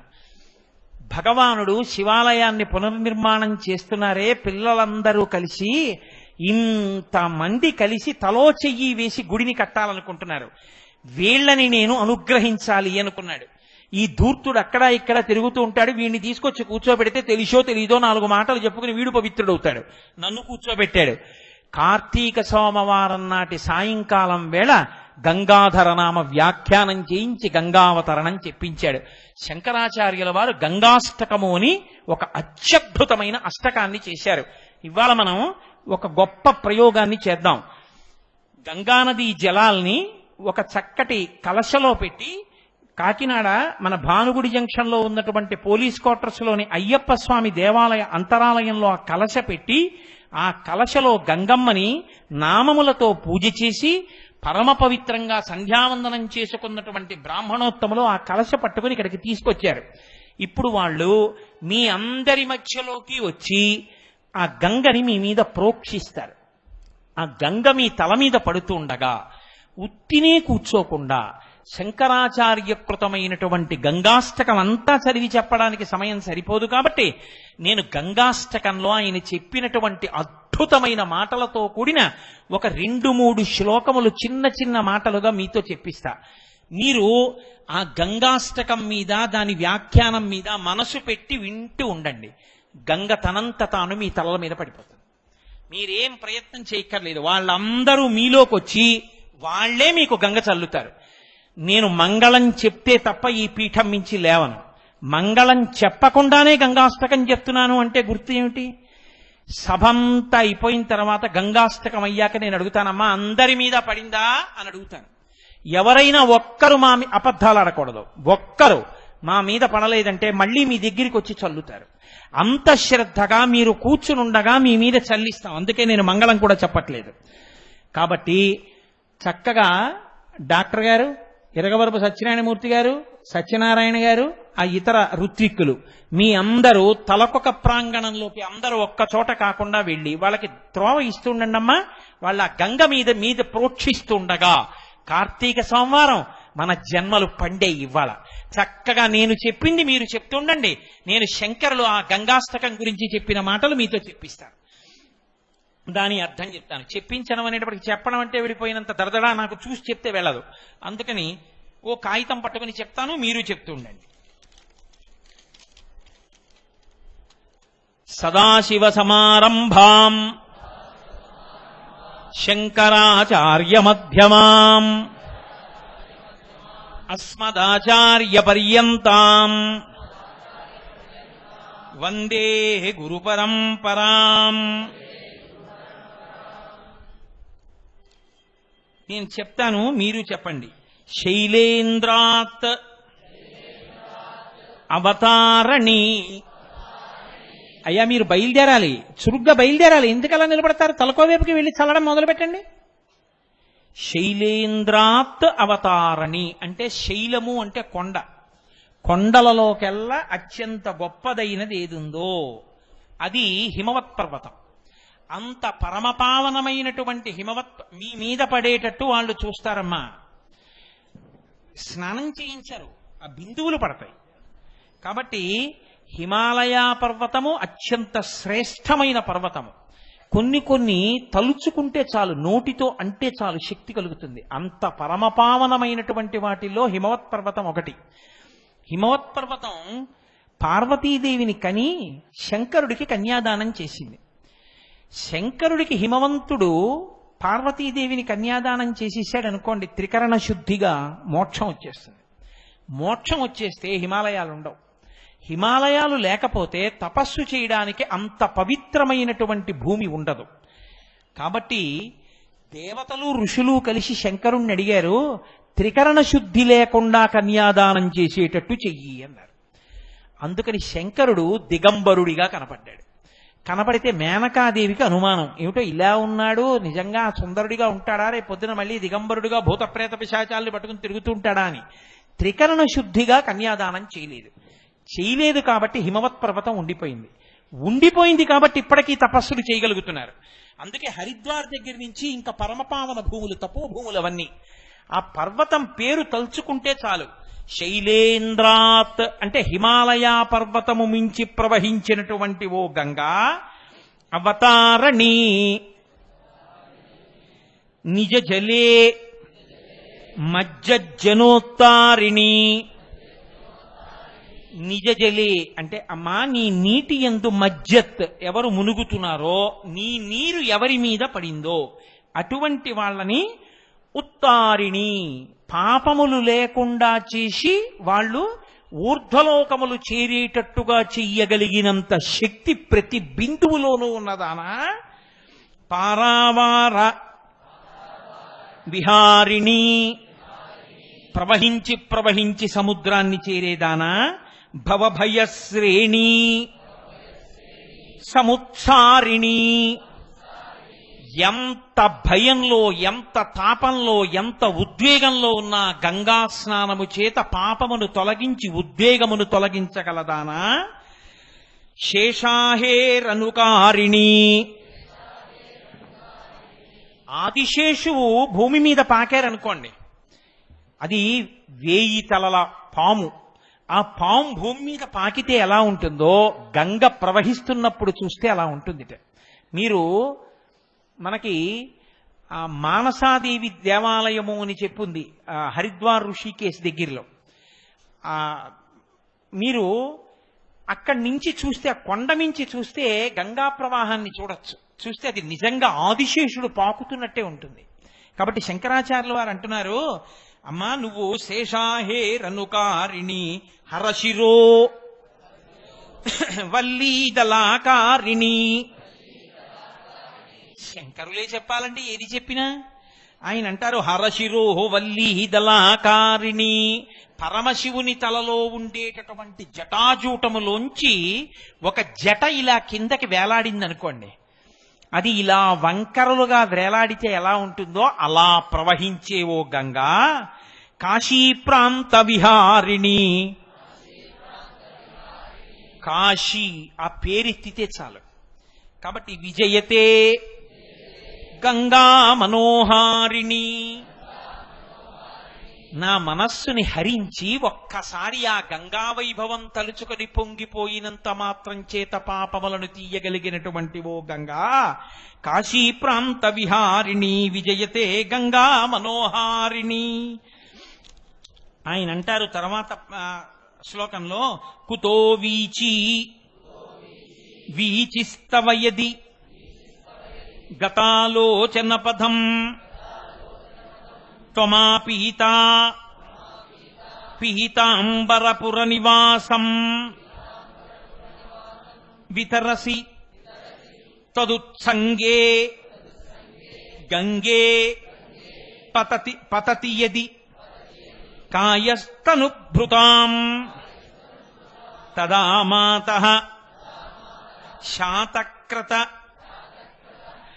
శాతక్రతవ పదలాభోప్యతి లఘు. అమ్మా ఎవరు నీ యందు స్నానము చేస్తున్నారో వారికి నరకద్వారమును చూడరు. ఒక్క కార్తీక మాసంలో వచ్చేటటువంటి అదృష్టం ఏమిటో తెలుసా అండి? ఇది అందరికీ పట్టదు. గంగావతరణం వినడం ఇది అందరూ కార్తీక మాసంలో చేయలేరు అన్ని చోట్ల. గంగ తల మీద చల్లించుకోవడం దేవాలయంలో, ఇది కూడా అందరికీ సాధ్యం కాదు. ఇవాళ ఇక్కడే సాధ్యమైంది. రెండవది, నరకద్వారం చూడకుండా ఉండాలి అంటే జ్వాలాతోరణం చూసి దాని కింద నుంచి వెళ్ళాలి శివుడితో. ఒక్క కార్తీక శుద్ధ పౌర్ణమి నాడే చేస్తారు జ్వాలాతోరణం. కాబట్టి అమ్మా నరక దర్శనం కాకుండా చెయ్యగలిగినటువంటి దానివి, ఎవరు నీ నీటిని తాగుతున్నారో తల మీద చల్లుకుంటున్నారో వాళ్ళు వైకుంఠవాసాన్ని పొందుతారు. అలా వైకుంఠవాసం ఇవ్వగలిగినటు దానివి నీ నీటిలో స్నానం చెయ్యడం కాదు. నేను స్నానం చేయలేనండి, చన్నీళ్లలో స్నానం చేయలేనండి, నేను చేయలేనండి అన్నవాళ్లు కూడా గబుక్కున కాలు జారి గంగలో పడి మళ్ళీ లేచినా సరే వాడికి వచ్చేటటువంటి ఐశ్వర్యాన్ని లెక్క పెడితే ఇంద్ర పదవి కూడా తక్కువే. అంత శక్తిని ఇవ్వగలిగిన దానా. భగవతి తవ తీరే నీరమాత్రాశనోహం విగత విషయ తృష్ణ కృష్ణమారాధయామి సకల కలుషభంగే స్వర్గసోపాన సంగే తరల తరతరంగే దేవి గంగే ప్రసీద. అమ్మా, నా జీవితంలో ఎప్పటికైనా నీవు ప్రవహించేటటువంటి ఆ గంగా తీరంలో కొన్నాళ్లు ఉండి రోజు గంగలో స్నానం చేసి గంగానది నీటిని తాగి గంగని ఆచమనం చేసి గంగతో అభిషేకం చేసి ప్రతిరోజు కృష్ణ భగవానుణ్ణి తులసి దళాలతో పూజిస్తూ నీ నదీ తీరంలో ఉండగలిగినటువంటి భాగ్యం అమ్మా నాకు ఎప్పటికైనా కలుగుతుందా? అలా ఉన్నానో ఒక్కసారైనా నేను స్వర్గలోకము యొక్క మెట్లు ఎక్కిన వాడనవుతానమ్మా. అందుకని నా పట్ల ప్రసన్నురాలివి కా తల్లి. ఇది చిట్ట చివరి శ్లోకం. చక్కగా అందరూ చెప్పండి. మాతర్జాహ్నవి శంభు సంగమిలితే మౌళౌ నిధాయాంజలిం త్వత్తీరే వపుషోవసాన సమయే నారాయణాంఘ్రిద్వయం సానందం స్మరతో భవిష్యతి మమ ప్రాణ ప్రయాణోత్సవే భూయాద్భక్తి రవిచ్యుత హరిహరాద్వైతాత్మిక శాశ్వతి. అమ్మా, నాకు శివుడొకడు కేశవుడొకడు అని నేను నమ్మలేదు. శివకేశవులిద్దరూ ఒకరే అని నేను నమ్మాను. నేనంటలేదు, శంకర భగవత్పాదులు అంటున్న మాట నేనంటున్నాను ఆయన కింకరుడిగా. జగద్గురువులు చెప్పారు. ఇంకంతకన్నా సత్యమే ఉంటుందండి లోకంలో? శివకేశవులని ఇద్దరు లేరు, ఉన్నది ఒక్కటే పదార్థం. గంగా శివుడి యొక్క మారు రూపం. ఆయన ఒంటికి తగిలి కింద పడింది. నేను ఆ గంగా తీరంలో కూర్చునుండగా శ్రీమన్నారాయణుణ్ణి మనసులో స్మరిస్తుండగా నా ప్రాణోత్క్రమణమై నేను ఆ గంగ ఒడ్డున నా తలవాల్చి పడిపోయేటటువంటి రోజు నా జీవితంలో కలిగితే, అమ్మా నాకు అంతకన్నా ఏం కావాలి? అమ్మా నాకు ఇద్దరూ అని తెలియదమ్మా, ఒక్కరూ అని నమ్మినవాణ్ణి. కాబట్టి ఎప్పటికైనా అమ్మలకి అమ్మవి కనుక అమ్మా నీలో స్నానం చేసి బయటికొచ్చి ధావళి కట్టుకుని నీ తరంగముల వంక చూస్తూ నారాయణుణ్ణి మనసులో స్మరిస్తుండగా నా ప్రాణోత్క్రమణమై నేను కింద పడిపోతే నువ్వు రెండు చేతులతో పట్టి నన్ను స్వర్గపు మెట్లెక్కించి నన్ను శ్రీమన్నారాయణుడిలో కలిపి మోక్షం ఇవ్వగలిగినటువంటి అమ్మగా నిన్ను నమ్మి, అమ్మా గంగా నిన్ను భజిస్తున్నాను, నన్ను మళ్ళీ ఆ ఈశ్వరుల్లో చేర్చగలిగిన శక్తివి నువ్వే. ప్రతి నీటి బిందువులో అంత శక్తి ఉన్నదానివి. కాబట్టి గంగా తల్లి నీకు ఒక నమస్కారం అంటూ శంకర భగవత్పాదులు పూర్తి చేసిన గంగాష్టకంతో ఇవాళ మీ అందరి శిరస్సుల మీద గంగ ప్రోక్షణ జరిగి చక్కగా మీరు గంగావతరణం విన్నారు. ఇంకింతకన్నా కావలసిందేముంది? కార్తీక మాసం ఈ సంవత్సరం పండింది, పరమేశ్వరుడు అనుగ్రహించాడు.